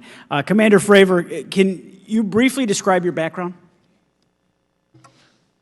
Yeah, I was an enlisted Marine, Naval Academy graduate, Navy, flew for 18 years, got a master's from University of Houston, and I've worked in the private sector for the last, 16 years, 17 years. I do a lot of defense work. So. Really gold-plated credentials. Commander Fravor, we have all seen the floating Tic Tac video that you engaged with on November 14th, 2004. Can you briefly talk about why you were off the coast of San Diego that day? Yeah, we were at a workup with all the battle groups, so we integrate the ships with the carrier, the air wing with the carrier, and we start working. So we were doing an air-to-air defense to hone not only our skills, but those of the USS Princeton when they had been tracking them for 2 weeks. The problem was that there was never manned aircraft airborne when they were tracking them, and this was the first day, and unfortunately, we were the ones airborne and went and saw it. Do you remember the weather that day? Was it cloudy or windy or anything out of the ordinary on the Pacific coast? It was actually, if you're familiar with San Diego, it was a perfect day, light winds, no whitecaps, clear skies, not a cloud. It was, for flying, it was the best. Now, is it true that you saw, in your words, a 40-foot flying tic-tac-shaped object? That's correct. Or for some people that can't know what a tic-tac is, it's a giant flying propane tank. Fair enough. Did this object come up on radar or interfere with your radar or the USS Princeton? The Princeton tracked it, the Nimitz tracked it, the E-2 tracked it. We never saw it on our radars. Our fire control radars never picked it up. The other airplane that took the video did get it on a radar. As soon as it tried to lock it, it jammed the radar, spit the lock, and he rapidly switched over to the targeting pod, which you can do in the F-18. From what you saw that day and what you've seen on video, did you see any source of propulsion from the flying object, including on any potential thermal scans from your aircraft? No, there's none. There's no IR plume coming out. And Chad, who took the video, went through all the EO, which is black and white TV, and the IR modes, and there's no visible signs of propulsion. It's just sitting in space at 20,000 feet. In your career, have you ever seen a propulsion system that creates no thermal exhaust? No. Can you describe how the aircraft maneuvered? Abruptly, very determinate. It knew exactly what it was doing. It was aware of our presence, and it had acceleration rates. I mean, it went from 0 to matching our speed in no time at all. Now, if the fastest plane on Earth was trying to do these maneuvers that you saw, would it be capable of doing that? No, not even close. And just to confirm, this object had no wings, correct? No wings. Now, was the aircraft that you were flying, was it armed? No, never felt threatened at all. If the aircraft was armed, do you believe that your aircraft or any aircraft in possession of the United States could have shot the Tic Tac down? I'd say no. Just on the performance, it would have just left in a split second. It looks like that we have a problem here that needs further investigation. Yes. In your belief, is this this flying Tic Tac, I mean, is it capable of being the product of any other nation on the Earth? No, like I said earlier, I think it defies current material science and the ability to develop that much propulsion. And I know there's been some physicists have done calculations, which is beyond anything that we have. Well, either the United States has an adversary here in this world that we don't know, or we really have some serious investigations to do. I really appreciate you being here. Is there anything else about the November 14th, 2004 incident that you think is important for this committee to know that you haven't been asked here today? No, it's been said it's probably the most credible UFO sighting in history based on all the sensors that were tracking it, and then for us to get visual and to go against the naysayers that it's something on the screen or whatever. I mean, there's 4 sets of human eyeballs. We're all very credible. Of the 6 of us that were involved in the thing, including the video, every one of us is going to do 20-plus years in the military in very responsible positions. So I'd say the world needs to know that. It's not a joke. Well, thank you very much for your testimony here today for all of you, and I yield back, Mr. Chairman. Mr. Ogles. Thank you, Mr. Chairman, and thank you all for being here and the courage it took to come forward and again, the sacrifice that each of you have made. I serve on the National Security Subcommittee for the Financial Services Committee, so I really want to stay in the national security lane, if I may. So when we think about traditional adversaries and both us towards them and them towards us, we probe their capabilities. We look for weaknesses, and we collect that data, that reconnaissance for in the event we need it in the future. For each of you, yes or no question, based off of your own experience or the data that you've been privy to, is there any indication that these UAPs could be essentially collecting reconnaissance information? Mr. Graves? Yes. Mr. Grush? Fair assessment, yeah.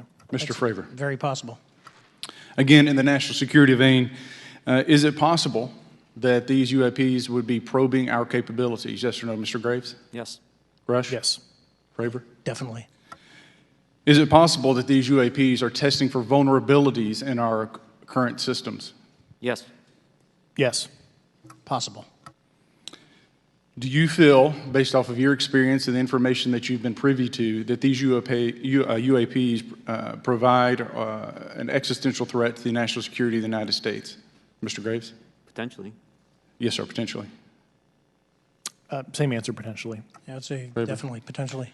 Mr. Graves and Fravor, in the event that your encounters had become hostile, would you have had the capability to defend yourself, your crew, your aircraft?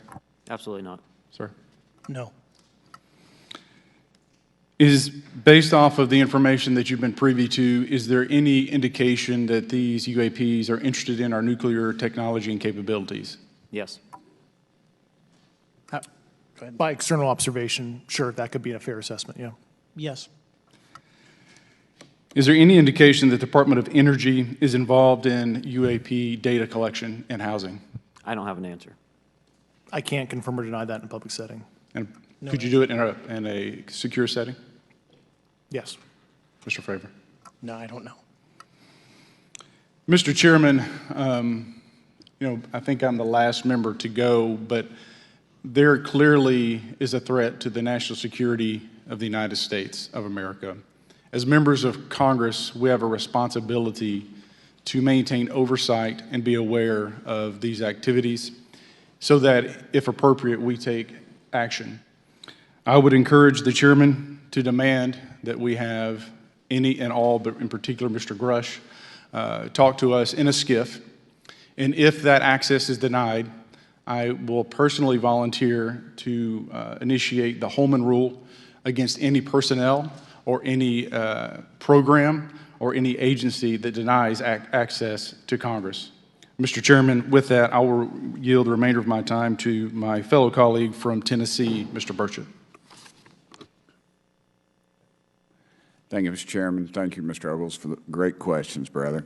Mr. Grush, I might have asked this before, but I want to make sure. Do you have any personal knowledge of someone who's possibly been injured working on legacy UAP reverse engineering? Yes.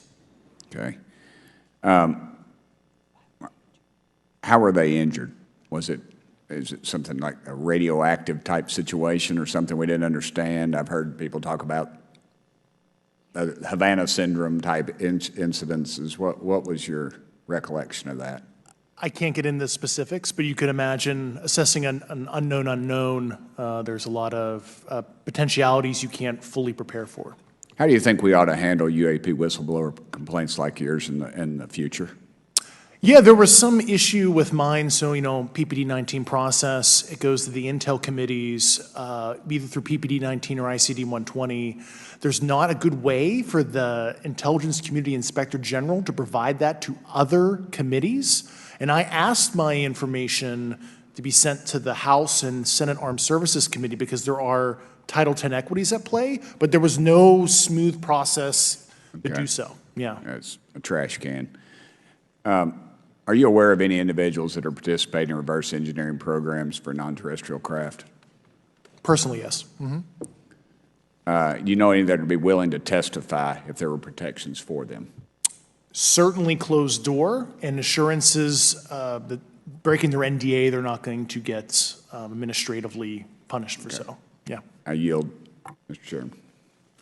Thank you. I'm going to do something a little bit out of the ordinary here. We're going to give 3 people a chance at an additional 3 minutes. So, Mr.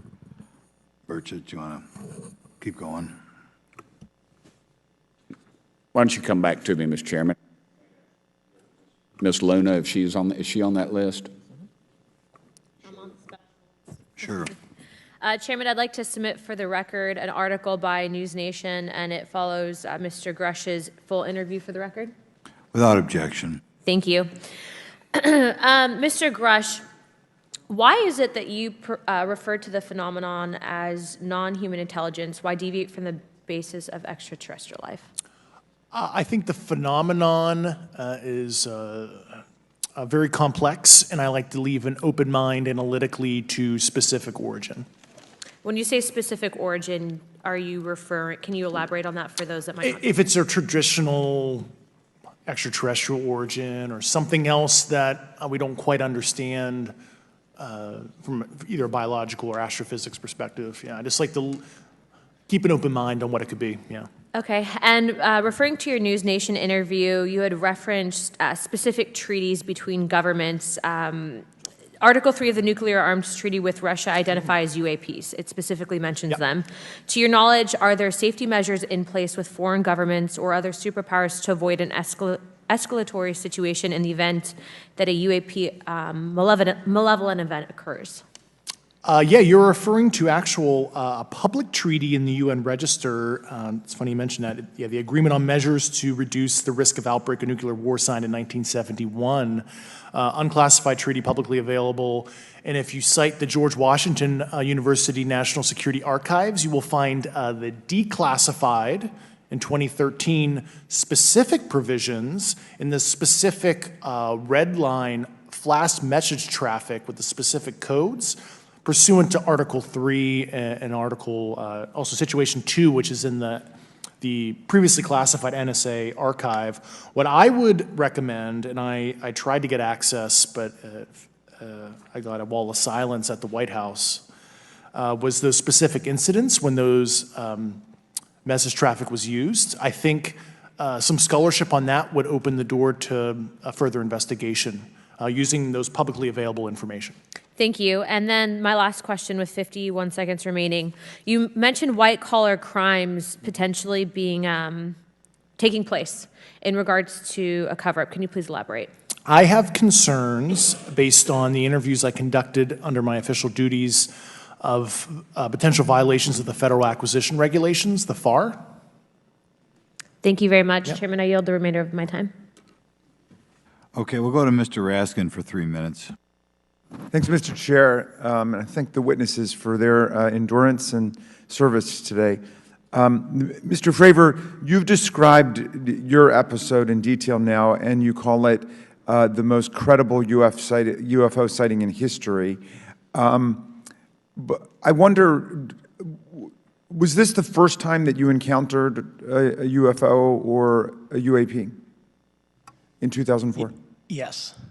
And what was your general attitude or perspective on the UFO discussion before that happened? I never felt that we were alone with all the planets out there, but I wasn't a UFO person. I wasn't watching History Channel and MUFON and all that. And have you had experiences or encounters since that happened? No. And so have you formed any general conclusions about what you think you experienced then? Yes, I think what we experienced was, like I said, well beyond the material science and the capabilities that we had at the time, that we have currently, or that we're going to have in the next 10 to 20 years. Very good. Mr. Grush, you've been able to answer in great detail on certain questions, and then other things you say you're not able to respond to. Can you just explain where you're drawing the line, and what's the basis for that? Yeah, based on my DOPSR security review and what they've determined that is unclassified. I see. So you're answering any questions that just call upon your knowledge of unclassified questions, but anything that relates to classified matters you're not commenting on in this context? In an open session, but happy to participate in a closed session at the right level, yeah. Okay. And Mr. Graves, you've said that there are dozens of fellow pilots, military pilots. Are there also commercial pilots who've encountered the same kind of sightings that you described before? They are similar. Commercial pilots have less range and less sensors to be able to reach out and look for objects over wide swaths of airspace. And so pilots are seeing them, commercial pilots are seeing them, and they're typically closer, and the range of what they're seeing is pretty large. What is the most vivid, concrete sighting with the naked eye of the objects that you described before, the cube-like objects?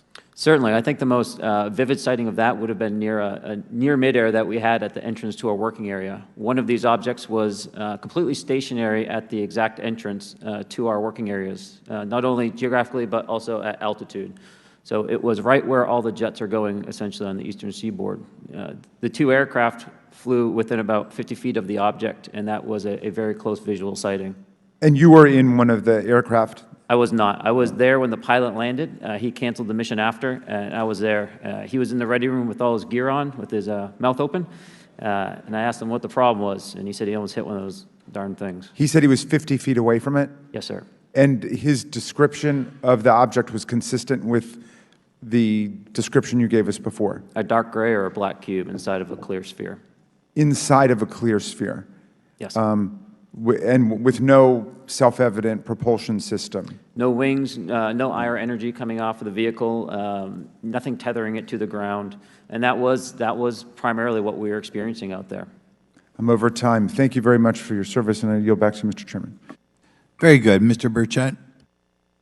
Thank you, Mr. Chairman. This is for all three of y'all, starting with Mr. Graves. Why did you come forward on this issue? I came forward because I felt that my colleagues did not have a way to mitigate this safety threat, and I wanted to help them. I was trained as an aviation safety officer by the Navy, and this it just felt right. I felt like I had to help the folks that were still flying and dealing with this. Mr. Grush. Purely a sense of duty. My first sworn oath when I was a cadet 18 years ago, and I still uphold that even out of the uniform. Commander. I was pestered by a friend, and I asked why, and he said, "You're the one person that they can't discredit, and you'll add credibility to the New York Times article." And so after about 6 times, I said, "Okay." Honest. Yeah. This town isn't made, unfortunately, by people like y'all. We thank y'all. And I do want to also thank the people in the audience and the people that are watching this that can't be, people all over the world that have kept this issue alive. You've endured criticism and derogatory remarks, and we're trying to get to the bottom of it. And so God bless y'all. Thank y'all so much. We really appreciate you guys and gals.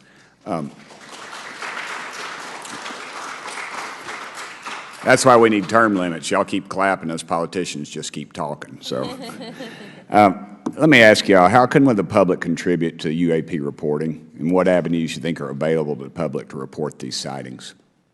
Well, right now, I don't think there is a lot of public options for every man to be able to report on this. I think even for professionals that have sensor data that are seeing these on a regular basis, they're still hesitant to come forward. And so for the general public, I think encouraging the conversations that we're having today, looking for technology solutions that can be distributed so that objective data can be gathered is the first place to go. Mr. Grush? I'll just touch on the whistleblower side of it. I do encourage, current and former military, intelligence community, and industry contractors to come forward in a legal way, either through the IC or DoD or whatever the cognizant IGs are, to lead, join me in this discussion. Commander, and I guess I should say this for the record. My daddy was United States Marine Corps, 1st Marine Division, so. Hoorah. Yes, sir. He was old school, him and Chesty Puller on Peleliu, so thank you, wow. brother. Wow. Yes, sir. I'm not anything like my daddy. He was incredible. I'm very mediocre, to say the least, but go ahead. You seem to be doing fine. Yeah. For me, I was an accident investigator, so the biggest thing that you learn, and I think that witnesses need to do is, one, don't try and make the fish bigger than it was. Stick to the facts, write it down, and don't speculate what you think it is because it will sway your decision. Just write the facts down. We can get all the facts together and we can start to investigate and get a real honest story instead of it was this big. Thank you all, and I want to thank everybody. We made history today. Mr. Chairman, I yield. Thank you much, Mr. Garcia. Thank you. I know now we're going to be making some closing remarks, and so I just wanted to say a few things. First, to our witnesses, I want to thank all of you for being here with us today. I know that it takes a lot of courage.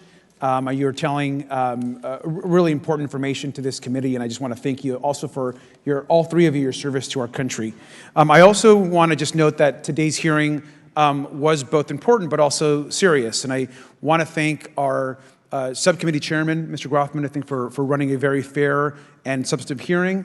I do want to thank the committee staff on both sides for the amount of work that it took to put this hearing in place, and certainly to all the members that have been involved in this issue prior to the hearing. I also want to note for our witnesses and for the public that I'm a freshman member of Congress, and I've only been here for 7 months, but this is by far the most bipartisan conversation and discussion that I have seen happen in the Congress. And I think that a topic of this significance as it relates to our national security, as it relates to information that we're trying to gather for the American public, does bring people together, and I think that's been really great to see. I think it's also important to note for the public, today in our hearing, we had on our side also both our full ranking member, which is Mr. Raskin, and our vice ranking member, which is Ms. Ocasio-Cortez, both here at our hearing. I think it shows the importance and seriousness that our side of the aisle is taking to this important hearing, but also to the broader issue as it relates to working with our Republican counterparts on this committee. I want to additionally add that I think it's really important that we have and continue these discussions and these hearings. Clearly, there's a lot of information that we don't know, but it's also very clear that we have to continue our investigation and accountability on asking the right questions and ensuring that they're part of the public record. One thing that was important today is some folks might wonder, why are we asking questions that might already be out there or that have been asked before? It's important that they're asked and put into the public record as it relates to this committee. And so I want to thank you for, answering some questions multiple times. I know, not just in maybe meetings you had with some members, but also here in the public. Let me also just add an additional note that it's important also that our friends in the media and those that are not just reporting on this hearing, but that have reported on this topic and that may in the future, the media has an important role in this process. And it's very important that the media engages, does independent investigation, and reports on not just what happened today, but what they see independently as what is happening around UAPs in the broader community. That is also an important public benefit that we have in trying to get the information and the facts as it relates to this. Let me also just say finally that as a teacher and an educator and a longtime teacher and researcher, that I also really believe in following facts, in doing your homework, and in making sure that you follow science as we try to get as most information as possible. And so I want to thank you all for agreeing to do that today. Transparency is a cornerstone of government. We live in a vast galaxy, a lot of unanswered questions, and thank you all for being here today. Mr. Chairman. Thank you. I'd like to one more time thank Mr. Burchett and Ms. Luna for bringing this to our attention. It's a topic that has interested me since I was in school. It was a very illuminating hearing. Obviously, I think several of us are going to look forward to getting some answers in a more confidential setting. I assume some legislation will come out of this. Sure.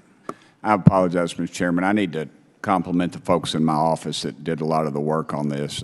Rachel and Noah sitting behind me here. They're very quiet and humble, but if without them, this thing would not have come off like it did, so I apologize. Thank you. I think we're going to want to look into what we can do to make more of this information public.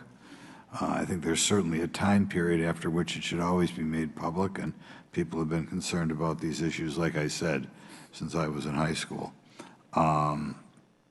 But in any event, I'd like to thank everybody who was here, sticking through the entire hearing. Without objection, the members will have 5 legislative days to submit materials and to submit additional written questions for the witnesses, which will be forwarded to the witnesses for their response. If there's no further business,